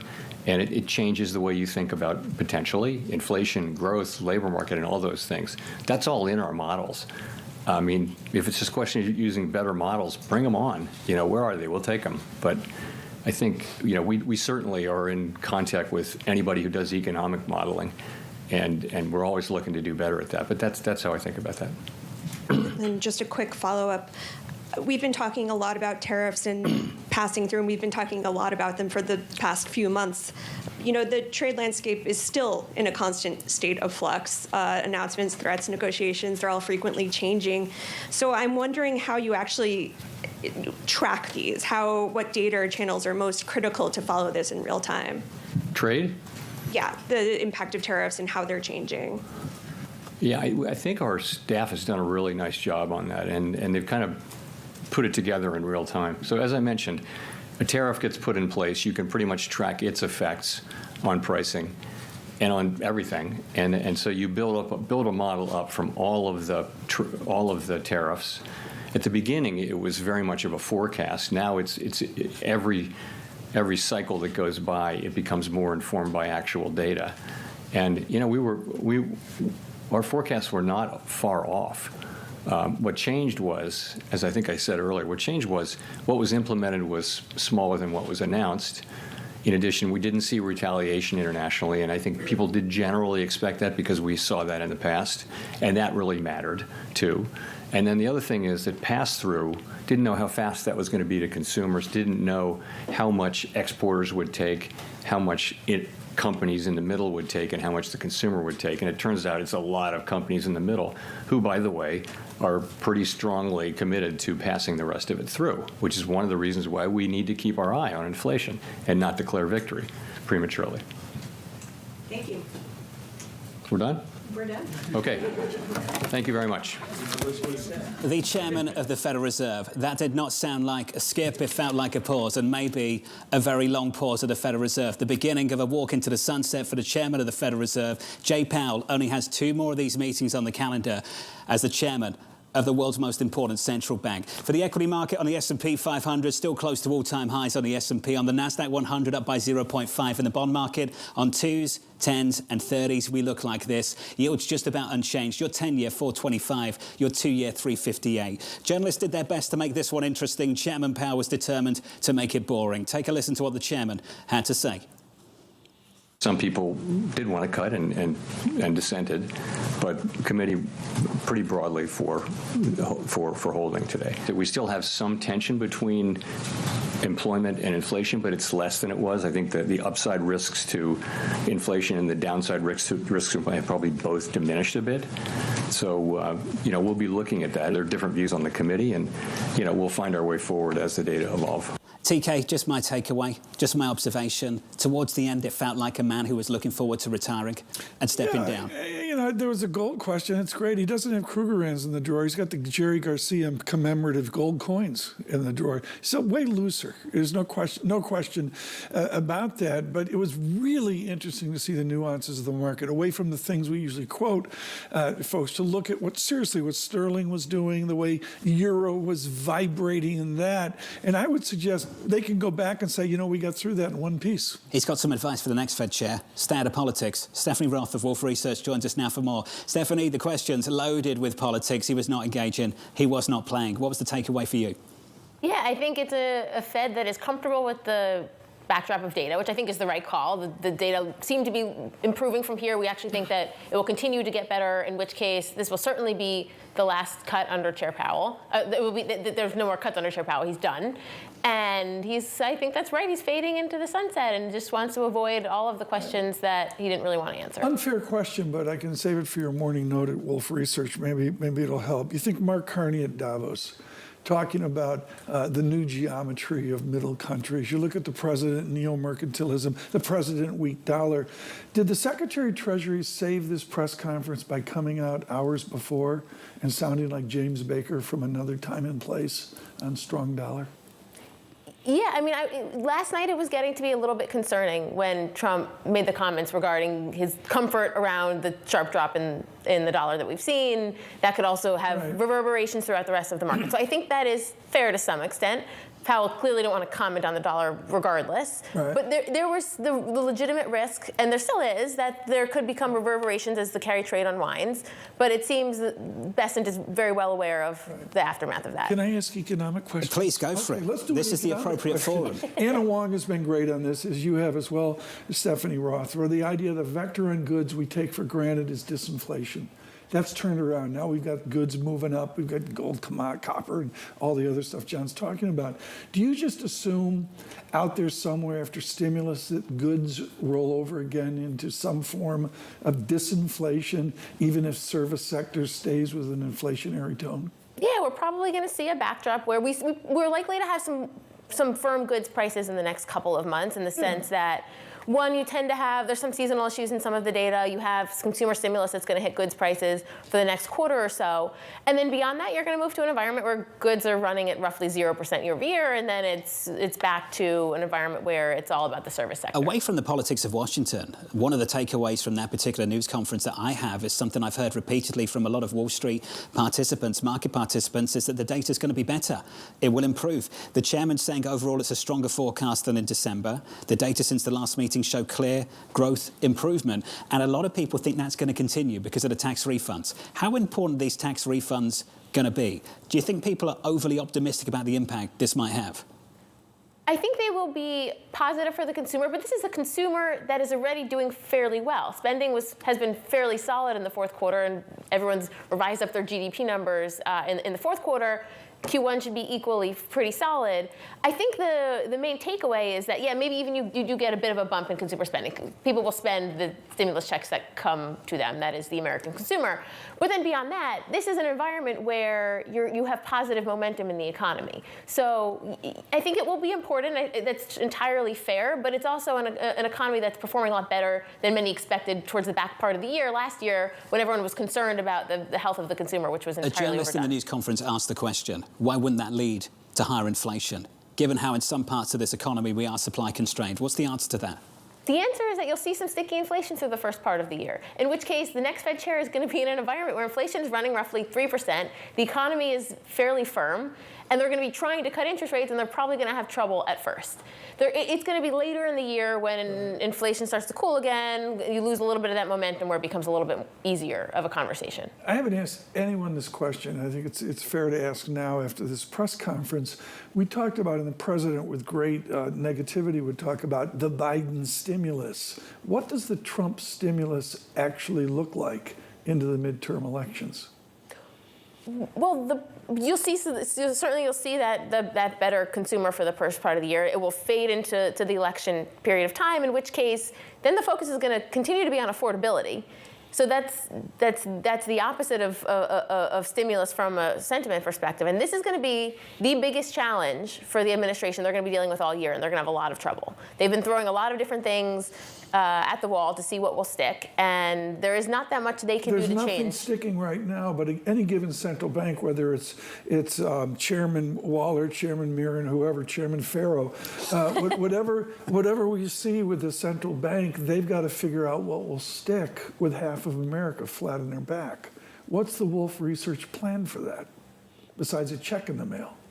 There is not that much can be done. The one positive is not about anything the administration can do. It is just a cyclical pickup in the economy that will help at the margin for a lot of the bottom end of the K who has been left out. They've been left out for a whole host of reasons. This is what Orszag and Posen are saying is, you get a pickup in the economy, you get productivity, and it pulls up people. I mean, that's the reigning theory here, John, into Labor Day and into the end of the year. And just on the next Fed chair, this from the Treasury Secretary in the last hour or so, speaking to Yahoo, saying the pick may come in a week or so. It just feels like a rolling week at the moment. We're waiting another week to get that Fed chair pick. If you're just joining us, we're live on Bloomberg TV and on Bloomberg Radio. A Fed rate decision behind us, a decision to keep rates unchanged after cutting at 3 consecutive meetings. We did get some dissent from 2 Fed governors, one being Governor Waller, the other being Governor Myron, looking for a 25 basis point reduction. Let's get to Michael McKee, who was in that news conference with Chairman Powell. Mike, welcome back. I give you an A for trying, a big A for trying. What was your takeaway from the chairman moments ago? Well, I think we got the answer to whether Jay Powell would talk politics or policy. He focused on policy, tried to stay away as much as possible from politics. When I asked him, and Nick Timmeros from the Wall Street Journal asked him, and then he was asked about the dollar, all three of us got sort of the Seinfeld answer. No soup for you. He's not going to talk about that issue right now. In terms of policy, however, he seemed to be a little bit stronger on the outlook for the economy than his feelings about what rates would be doing. He didn't give us any indication that rates would be going down, but he didn't give us any indication that they think they're at neutral. He suggested we're at the high end of it, which would leave you open to a rate cut if you were able to. In other words, if inflation's going down and unemployment calls for it. But as Stephanie was saying, inflation's going to stay elevated for a while, so it's going to be hard in the remainder of Powell's term to have any rate cuts, and it'd be hard for somebody new knew coming in to get rate cuts right in the beginning, even if, as Powell says, they think that inflation ex tariffs is running just about 2% or a little above. On the committee, Mike, there is still a push for an interest rate reduction from both Governor Myron and Governor Waller. Mike, for the people that missed your coverage a little bit earlier, immediately following the decision, what's the rationale for that push from those two governors on this FOMC?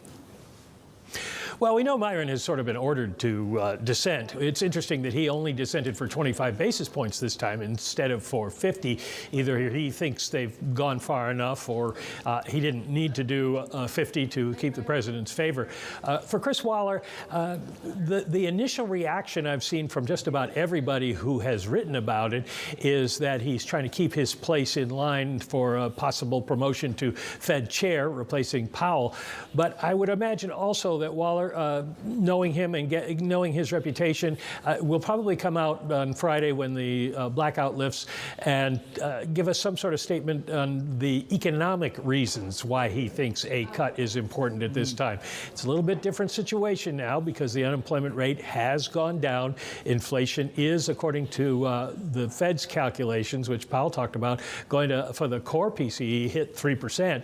So it's harder to make the case for a cut at the moment. So it'll be interesting to see what Waller has to say. Mike McKee, thank you, sir. Stay close. We'll come back to you a little bit later in the programme. We talked about this in the immediate aftermath of the decision, that dissent from Governor Waller for a 25 basis point reduction. We heard from former Vice Chair Richard Clarida, from Torsten Slock of Apollo, essentially calling it unfair to characterise this as a man purely voting for a reduction to keep his name in the running to become the Fed chair. Yeah. That has been a man who's delivered effective leadership, thought leadership of the Federal Reserve and caught every single turn of the economy over the last several years. Yeah, I think Torsten summed it up nicely. This is a legit academic, folks, with major cred out at Washington State. He wrote a very important, small, tiny, perfect paper in 1991, I believe it was. It made his reputation. And it's on game theory, but accessible game theory. Besides, he's like you. He's cut and chiseled. He's lifting weights every day. I wish I lifted like he did. Have you seen him deadlift? Oh, yeah. Have you seen these videos? It's ridiculous. Yeah. It's ridiculous how much weight he lifts. But yes, please continue. He's a legitimate guy. I mean, Ken Rogo's a huge fan of what this academic has done, and he's delivered it. And here's the key thing, and I think attractive to the president. He's done it in a plain-spoken way. And that may be to the benefit of President Trump. I want to avoid the politics of this, Tom, but we've complained so much about groupthink of the Federal Reserve. We can't complain when someone sticks their neck out and says we need to do something different, and this is why I think we need to do this differently. Risk cut both ways. And we've seen that coming out of the pandemic, how wrong the consensus has been. Oh, yeah. Risk cuts both ways. Humility is in order, and frankly, I heard that from Chairman Powell today. Jeffrey Rosenberg of BlackRock joins us now to weigh in on all of this. Jeff, welcome to the show, sir. The big takeaway for you, unchanged, and a chairman who's not looking to change things for the next several months. Would you agree? Yeah, I think the big takeaway on the policy side was the removal of the balance of risks from the labor market assessment. He got asked that question. I think the most interesting interchange was in the very first question where he very clearly laid out he wasn't going to address the politics side and got into the substance on the change of the balance of risks. And I think from the economic perspective, that was the most interesting thing in acknowledging that they moved away from both sides of the inflation and the labor market tension that was there previously. And that's an upgrade to the assessment. I think the near-term, implication is the bond market has the pricing right that, in the next 6 months, there's really no real movement towards a cut. Now, obviously, it depends on the data, and everything in terms of the expectations for the FOMC is going to be in the back half of the year. Jeff Rosenberg, maybe more important in the press conference is the American exceptionalism at 402 Microsoft, 403 Tesla, 405 Meta, 408 IBM. Honey, thank you so much for those times. I mean, what's keeping this Fed going is this exceptional America. How do they keep that experiment going with their policy, given politics?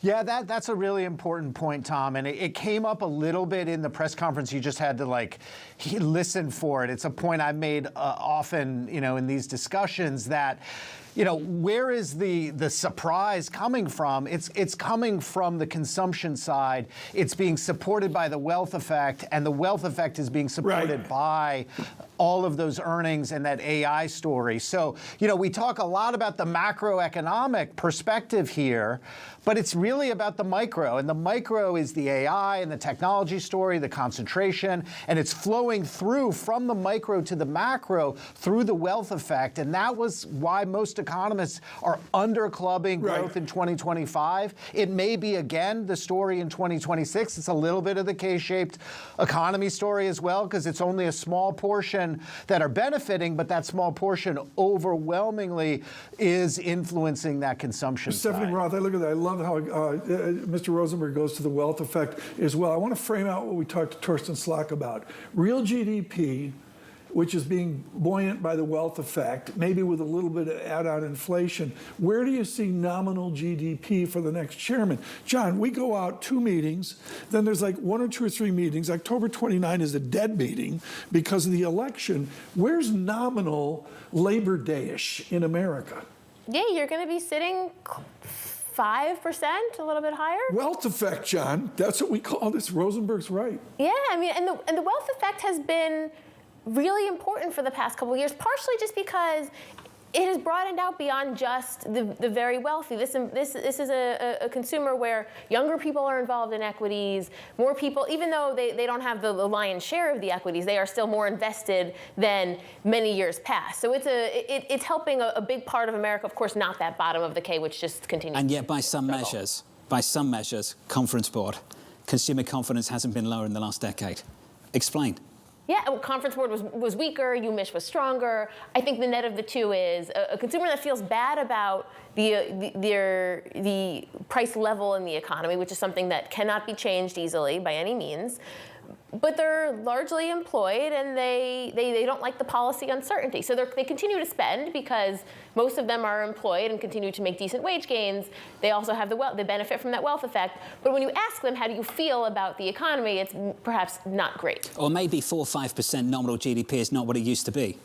That it's not as labour intensive, that this growth is coming from tech capex spend that not changing the lives of everyday Americans, at least not now. Isn't that a good explanation as to what's going on? Yeah, I think that's part of it, and they're also concerned about the future prospects because we all know AI is going to have important impacts on the labor market. You continue to see headlines about job cuts. The thing is, at this part of the year, there is often headlines about job cuts, and everybody gets scared in January about the labor market because they see all these headlines, and then it proves to be not such a big problem. Jeff Rosenberg, I'm sure you're aware of Posen and Orszag's mapping out of a higher inflation, a more resilient inflation.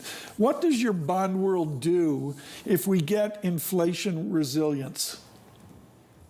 So a big part of that, Tom, is in the term premium, right? The Fed and what we saw in 2025 was that the short end of the yield curve, shorter maturities were very responsive to policy rates. It came up in the press conference today in the question about long-term interest rates. And Powell basically admitted that, longer-term interest rates are going to be a function. He focused on the fiscal policy uncertainty, but there's more than that. There's real interest rates. The whole other picture to AI is an incredible shift in investment demand. That raises real interest rates. And the inflation piece to your question, Tom, is about inflation risk premia. And as you move further out in time, there's more time for that uncertainty for all those reasons to affect inflation. And the bond market impact is a steeper yield curve reflective in nominal space of greater inflation risk premium. I mean, I look at this, Jeff, and the question of where we are, and this goes back to dollar analysis of the last couple days, is it's very nonlinear at some point.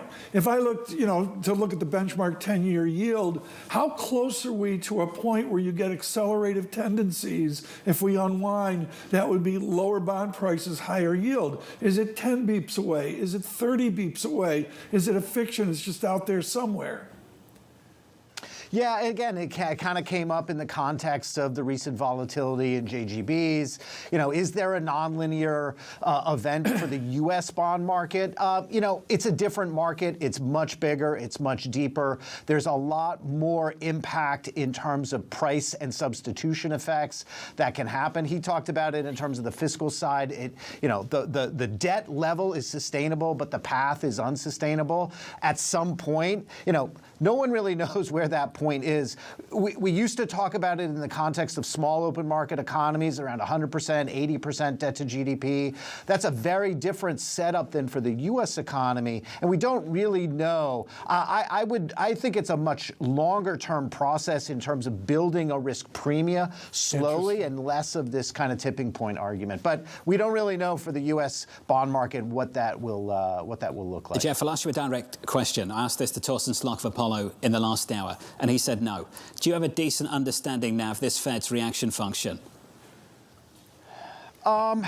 I mean, I don't know if it's as clear as no. I mean, I think that they shifted in the summer, and Waller was ahead of it with regards to the payroll side, the labor market side. They were validated in that shift by the slowdown in the labor market, and they told us today that slowdown market in the labor market is kind of stabilized. So if you look at the response function, at least for consistency, they paused the cutting, and they appears to be justified by the reduction in the downside risk to the labor market. So to me, that kind of validates a little bit of what we understand about their response function of this current Fed, that they are more keyed in on the labor market risks than they are on the growth side. And the growth side is being upgraded at the same time. You talked a little bit about that. So I think we're still getting, some view into that response function. Let me put it another way. Let's say growth picks up in the way that Stephanie and Torsten are looking for. And let's say inflation picks up alongside that. Do you have an understanding of what they will or won't do later this year? Well, he kind of answered that one as well, at least from Powell's perspective, is that no one has, trying to find my notes on this one, no one has rate hikes in the expectation. The economics of an uptick in growth and an uptick in inflation, might otherwise say that. But yes, in terms of the response function, it's still asymmetric here, where they're looking, to be stable, or maybe looking for economic reasons to cut, but not looking for an economic scenario where they're raising interest rates. And folks, I really want to say to have Jeffrey Rosenberg here with Stephanie Roth is important, because they both carry their day-to-day work with a lot of humility. Where in your head is the unemployment rate where everyone involved goes, oops, it's not 4.6, 4.7 or that? Is there a Stephanie Roth unemployment rate where the dialogue radically changes if we get that? Yeah, if you start to shift towards 5%, then the dynamics. Good round number, 5%. Good round number, 5%. Is that 5% now the same as it was a 5% 10 or 30 years ago? I don't think it is. No. I don't think so either. In what way? Describe to our audiences here worldwide why a 5% all-American unemployment rate now was 7% unemployment rate back when. Yeah, it's structurally shifted down over time. In which case, because the labor market dynamics have changed materially. What keeps us in full employment today is not the same as what we were. So therefore, if we're sitting at 5%, that's a much riskier environment than what it would have been. John, you live this in Coventry with the auto business in the United Kingdom. I just watched the destruction of Eastman Kodak yesterday. Great YouTube video. It's like walking through my childhood. But that world is gone when it was a 7% unemployment. And now we're walking around happy with a 5% number. Well, I think to build on that, Tom, I think we have to confront a new risk. You bring up the old manufacturing hubs, the basis of, say, the United Kingdom and, for that matter, Detroit here in the United States. That's what globalization did to manufacturing. And the risk now that we have to confront, in the West at least, is whether AI is going to do that to services. What globalization did to manufacturing. Do you think there was a brief acknowledgement there from the chairman in that news conference, just to give a little nod to the prospect of a reduction in jobs, at least in the short term, because of this new technology? Yeah, I think that's fair. And I guess that is the risk in the future, that we end up with a structural shift higher. Because before it was, a backdrop where globalization and manufacturing helped to sort of bring the economy into, today we're a much more developed economy than we were, of course. That's the risk that we see into the future, that we end up with a structurally slightly higher unemployment rate. But I'm not convinced that it will end up being quite that. I think there's an environment where you end up with job gains as a result. I think that's the problem being a policymaker right now. I'm not convinced of anything, and I'm not sure they are either. Things have changed. We asked Bob Michael at JP Morgan, your former colleague, the question a little bit earlier, what's more important for the outlook for the economy now? the spending numbers from these big names that report in about 20 minutes' time in the next hour, or the payrolls report that we get every first Friday of the month. And he's pointing to tech capex from the major tech players in the United States. That has completely changed the conversation. How do you set policy with traditional macro indicators when what's driving the economy right now is something else? So I think what's driving markets is, of course, AI, and that kind of is required to continue moving ahead in order for the U.S. economy to be okay. Right. If tech capex started to slow down materially as a result of AI, there was for whatever reason, they decided the return on that investment wasn't quite as high. The U.S. economy would still be okay. We're not at a place where AI is so ingrained and important into the economy that if those dynamics were to change, the economy would be in big trouble. We estimate that the domestic share of capex, of AI-related capex, is about 1.5% of GDP. Housing is, a little over 3%, so it's not that ingrained yet. In a couple of years, if this continues at the pace, then the conversation is different. Well, Jeff Rosenberg, let me ask you a Stephanie Roth question. I think it fits in here fine. And that is, if you look at the labor upset that's out there, John and I are overwhelmed every day with emails talking about fancy people at BlackRock and Wolf Research, talking about AI this, AI that. When does the central bank just have to address with these two Americas? When do they address two Americas? It's a great conversation. It came up again in the press conference, and I think Powell did a really nice job in addressing what we don't really know, and we don't know what that impact is going to be. But he also critically added this comment on, this is not something that Fed policy is well suited to, right? So if we want to address labor market frictions and disruptions, that's much better suited to other government policies than the broad cudgel of monetary policy. I want to just come back to your earlier conversation and just make one other point, that the wealth effect that we were discussing, it's a double-edged sword. So while the capex impact that Stephanie was talking about, point well taken, the wealth effect, if you were to have, a challenge to the valuations or concerns or repricing, the benefits that we've seen can also, turn into headwinds. And so we should just be kind of aware of that fact of the AI micro impact to the macro economy. Jeff, I just want to avoid the rant, but we have got a few more minutes. I get frustrated when we say things like the Fed can't do things about certain situations when they've contributed to them themselves. And I'm talking specifically about, say, inequality and the K-shaped economy. Jeff, haven't they contributed to that problem? Yeah, it's one of my favorite discussions. And, it goes back, Jonathan, even the comment that I just made, how does the Fed address these things in their policy framework? It's financial conditions. And the Fed does affect financial conditions, and they are affected by financial conditions. And so, when the Fed made a policy choice back in the GFC through the portfolio channel to try to address the challenges of the collapse in the housing market, they kind of pushed up into their transmission mechanism toolkit, transmission through financial conditions. And so that's really the problem that we've been inheriting for the last 2 decades. And so, yes, it is something that they're part of. It's part of Besant's, criticism in the gain of function. And it's part of the kind of, future potential for Fed policy review of, how do we extract, or how does the institution extract itself from those things? At a simple level, it's what should the portfolio look like? What should the holdings look like? Should we still have mortgages? And that's one example of how you could, change some of those functions in a new policy setting. Rant over. That's the challenge for the next guy. Jeff, it's good to see you. Jeffrey Rosenberg there of BlackRock. Thank you. Did you like that? Yeah, it was great. Okay. He's practicing. I could see him at the Eccles Oh, building. can you? Yeah, I could see him. What, as a vice chair? Well, not vice chair, but, a good, Because just in case the other guy a huge input becomes for the chair. Chairman Reeder. I can just see it. You think Chairman Reeder takes Jeffrey with him? Takes him with him, yeah. Possibly. Do you want to ask him? We'll get him back. Well, yeah, we'll see. I don't think he'll engage in that conversation. I don't think he will. Just got a sneaky feeling. Got some time for a final word, Stephanie. Final word for today and for monetary policy in the outlook over the next several months, given we should at some point find out who the next Fed chair is going to be. Yes, I think we're in an environment where certainly the Fed is no longer cutting. In the middle of the year, it's going to be a tough one for the new chair to really try to move policy, because inflation's going to be running at 3%. Growth is going to be fairly solid. Our view is that the labor market is going to start to improve, so we'll see job gains look even a little bit better. The risk is the unemployment rate is ticking down, at least modestly, in which case, certainly, it's going to be a very tough first couple of meetings. Bessent knows that, which is probably why he doesn't necessarily want to take the job. But there's only so much that the chair can do if he's in a Fed that's incredibly divided.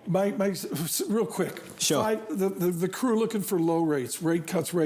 John, you and I upset them. The crew looking for no rate cuts. You and I, we upset them. We upset everybody. There we go. That's a fantastic program. Stephanie, appreciate your time. Stephanie Roth there of Wolf Research. Coming up, earnings from Meta and Microsoft from New York City this afternoon. Good afternoon. This was a Fed special, a Fed on hold, and maybe for a little while from now.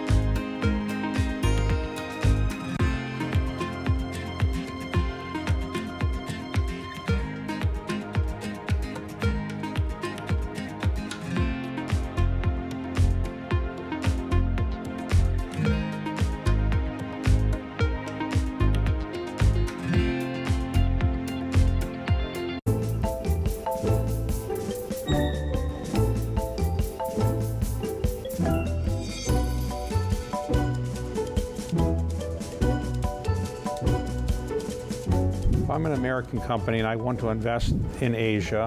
Why would I want to invest in India over China? India has a lot of similarities to the US. It's a democracy, it has rule of law, it's a capitalist society, and that's what a number of companies are seeing. When I visited Fernandez at IMAX's headquarters outside Toronto, we went to the facility where IMAX designs and maintains its cameras. The latest next-gen equipment was out with directors on filmed for IMAX sets, but there was still plenty of cool gear on view. As the head of the finance department, do you look at all the things in this room and think, this costs that amount of money, this costs that amount of money? Thankfully, no, I don't. When I think about cameras in general and what we, when we first, I'll give you a really prime example, the film cameras. When you thought about it, okay, are we building 2? Are we building 4? Are you building 8, right?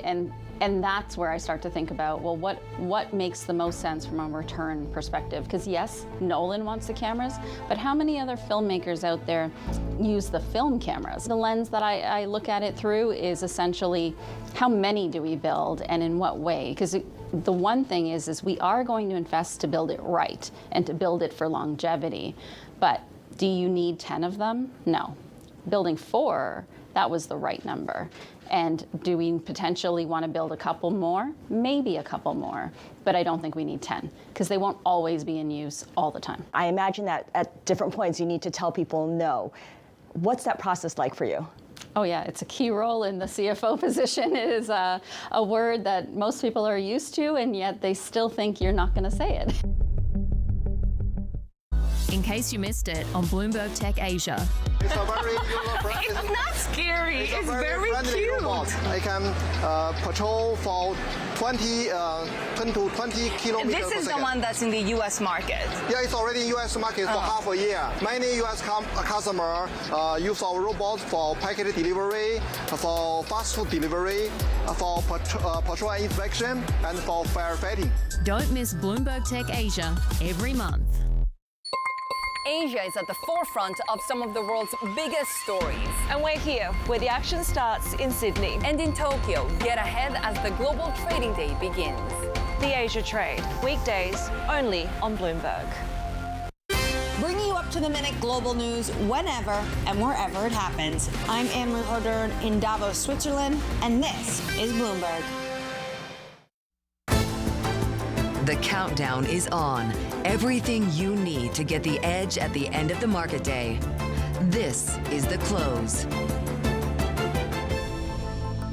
Was it a skip or was it a pause? The Fed decides to do nothing. Live from Studio 2 here at Bloomberg headquarters in New York, I'm Romaine Bostick. And I'm Katie Greifeld. We're taking you to the closing bell here in the United States. Here on the first Fed decision day of the new year, bringing a policy statement with no real surprises and no real shift in tone. Benchmark rates left unchanged at 3.5 to 3.75% with 2 dissents from the usual suspects and a slight upgrade in their view of the labor market. Let's take a quick look at how that is translating into these markets. The S&P 500 pretty much unchanged on the day with the Fed standing pat. Same thing, too, when you take a look at the 2-year Treasury yield, where you are seeing some actions when it comes to the dollar rising as measured by the Bloomberg Dollar Spot Index. Fed Chair Jerome Powell had nothing to say about that, but the Treasury Secretary did earlier.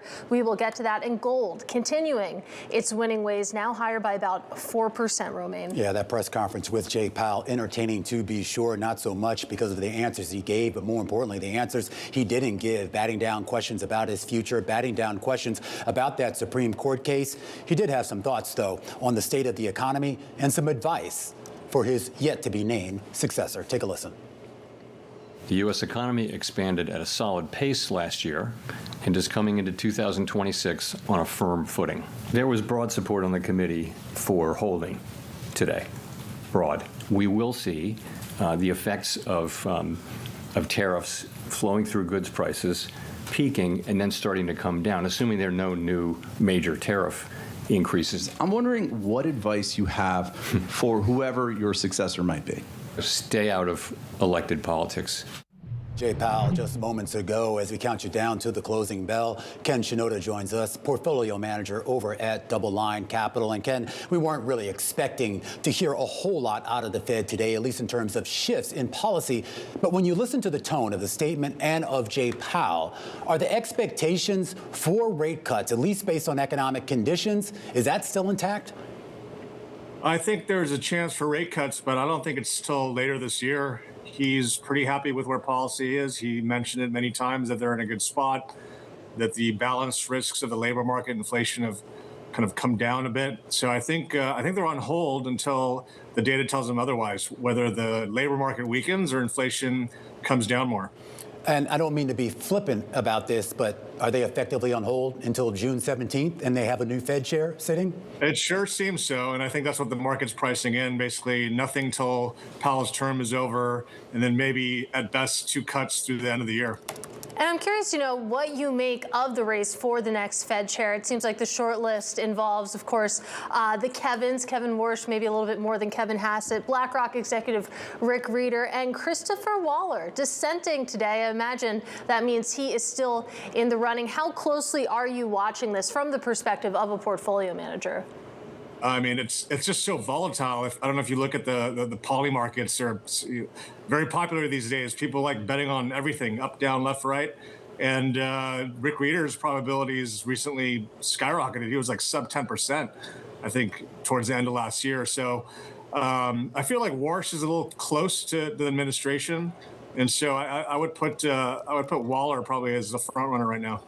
Yeah, well, I mean, you take a look at Polymarket, to your point on Reader's odds. I believe he's solidly still in the 40s right now. So, I mean, game planning this a little bit. If we are on hold until we get that June meeting with the new Fed chair in place, you have to imagine that they're going to lower interest rates. When with the expectation that, you know, we will get more cuts, it'll just be a few months delayed here. I mean, how does that translate into what you're doing in the bond markets right now? Well, if they're not going to cut till, you know, sometime in the second half of the year, floating rate securities that people were worried the coupons were going to drop will earn a little bit more carry. So I think some floaters here are attractive. The bond market's been unusually stable. I mean, it's the 2 years been in less than a 20 basis point trading range. The 10-year oddly is higher in yield since we started cutting again last September, but still it's been in this kind of 4 to 425, 430 trading range. So here, credit markets, spreads are tight, but with earnings strong, I think credit can perform well. So it's kind of an earn your carry market in fixed income this year. Any concerns, Ken, about some of the moves that we've seen in the dollar, and more importantly, the tone coming out of the White House with regards to what at least appears to be an avocation or at least some comfort with softness in the dollar? I thought Jay Powell kind of brushing that off, saying that's not really the Fed's purview. That's basically the Treasury's decision here. Any concern, any overlap? You know, we've been talking about adding non-dollar diversification to your both fixed income and equity portfolios for almost a year now, and it didn't really work for a while until maybe middle of last year, and we still think that's a good idea. The dollar remains strong for a long time, but policies in place today, along with continued issuance of debt and fiscal concerns, I think it makes sense for investors to diversify both fixed income and equity portfolios. Absolutely, and you have to imagine that dollar volatility, really FX volatility in general, will continue, Ken. But I want to go back to the point that you made when it comes to credit markets at this point. You called it sort of an earn your carry type of market. Where can you best do that right now when you take a look across the landscape? Well, our favorite part of the credit market is probably shorter duration, where you can be at the front end of the curve. You don't have to take that much interest rate risk. You don't have to take much spread duration, which is the sensitivity of a bond to movements and spreads. So shorter duration type assets where you can still pick up, maybe 100, 200 basis points over treasuries. I think that's a nice place to kind of hide out until we get some vol. Hopefully we do get some vol. This has been kind of a boring market. Equities just seem to climb the wall of worry higher, and fixed income just kind of moves sideways. So as an investor, although it can be stressful, we enjoy these times of volatility because that's when you can find opportunities in the marketplace. All right. Well, be careful what you wish for, Ken. I am curious, though, too, when you look at, particularly in the credit space, are you willing to take on a little bit more risk right now, or do you actually sort of just maintain a little bit more of a safer posture, if you will? Yeah, the corporate credit markets have gotten very tight, especially high yield. We're approaching 250 spread on an option-adjusted basis, but there's still pockets in that securitized space. So things backed by, non-government guaranteed residential, commercial mortgages, parts of the asset-backed security market where you can still find, I think, high yield type spreads with investment grade ratings. And so that's kind of where we're hiding out right now. We can still pick up kind of the same spreads that you do in double B, single B, high yield, but we've got structural protections in the capital structure, and we've got hard assets underneath those securities. Ken, always a pleasure. Ken Shinoda, portfolio manager over at Double Line Capital, instant analysis on the back of that Fed decision in the market. Read on that? Basically, nothing's happening. A little bit ho-hum, certainly when you take a look at the bond markets and the equity markets right now. A full breakdown of all of today's market action and, well, a full breakdown of some big earnings crossing the wire in just a minute. The Closing Bell, Bloomberg's comprehensive cross-platform coverage of the U.S. market close starts right now. And right now, we are 2 minutes away from the end of the trading day. Romaine Bostic alongside Katie Greifeld taking you through to that closing bell with the global simulcast. Carol Massar and Tim Stenovic join us now. Welcome to our audiences across all of our Bloomberg platforms, television, radio, our partnership with YouTube. Carol Massar, we should point out, I know it's Fed Day, but you have about $8 trillion in market capitalization set to report earnings in just a moment. Microsoft, Meta, Tesla, the biggest there. The Fed couldn't move the markets, but maybe those companies will. I'm so glad you went there, because just tracking the markets, you're right. Nothing really happened, but I think these companies, because they are so big and they're so much in terms of their percentage in terms of the market cap and market overall, but also in terms of the narrative, where the spend's been happening, the AI story. We'll see whether or not we get a gut check on that and whether or not it's good or bad. What does capex look like, especially from a company like Microsoft, a company like Meta Platforms, Katie? If Microsoft is spending money, it's a signal that others are spending money with Microsoft. If Meta's spending money, well, investors don't necessarily love that as much. Yeah, not necessarily in either of those two names, though, I will point out. You take a look at Microsoft and Meta as compared to the other members of the Magnificent Seven. Over the past 3 months, these are your two worst performers. So there's a lot of skepticism, to your point, Tim, exactly on that capex and where it's going for both of those names. I'm sorry, for our TV viewer, did you two get evicted from your old studio or something? We You forgot to pay make the rent payment. Yeah. All right, and we get the closing bells here in New York. We should also point out we get some other earnings as well out of Lam Research, Las Vegas Sands, Whirlpool, and IBM. But obviously, Microsoft, Meta, and Tesla are going to be the big focus in just a few minutes. The closing bells here in New York, unchanged on the Dow Jones Industrial Average, unchanged on the S&P 500, up about 0.1% on the NASDAQ, and the Russell 2000 lower on the day by about 0.5%. All right, guys, and just taking a quick check here on the S&P 500. It's funny, I had NI earnings up, and I was just like, have they come across yet?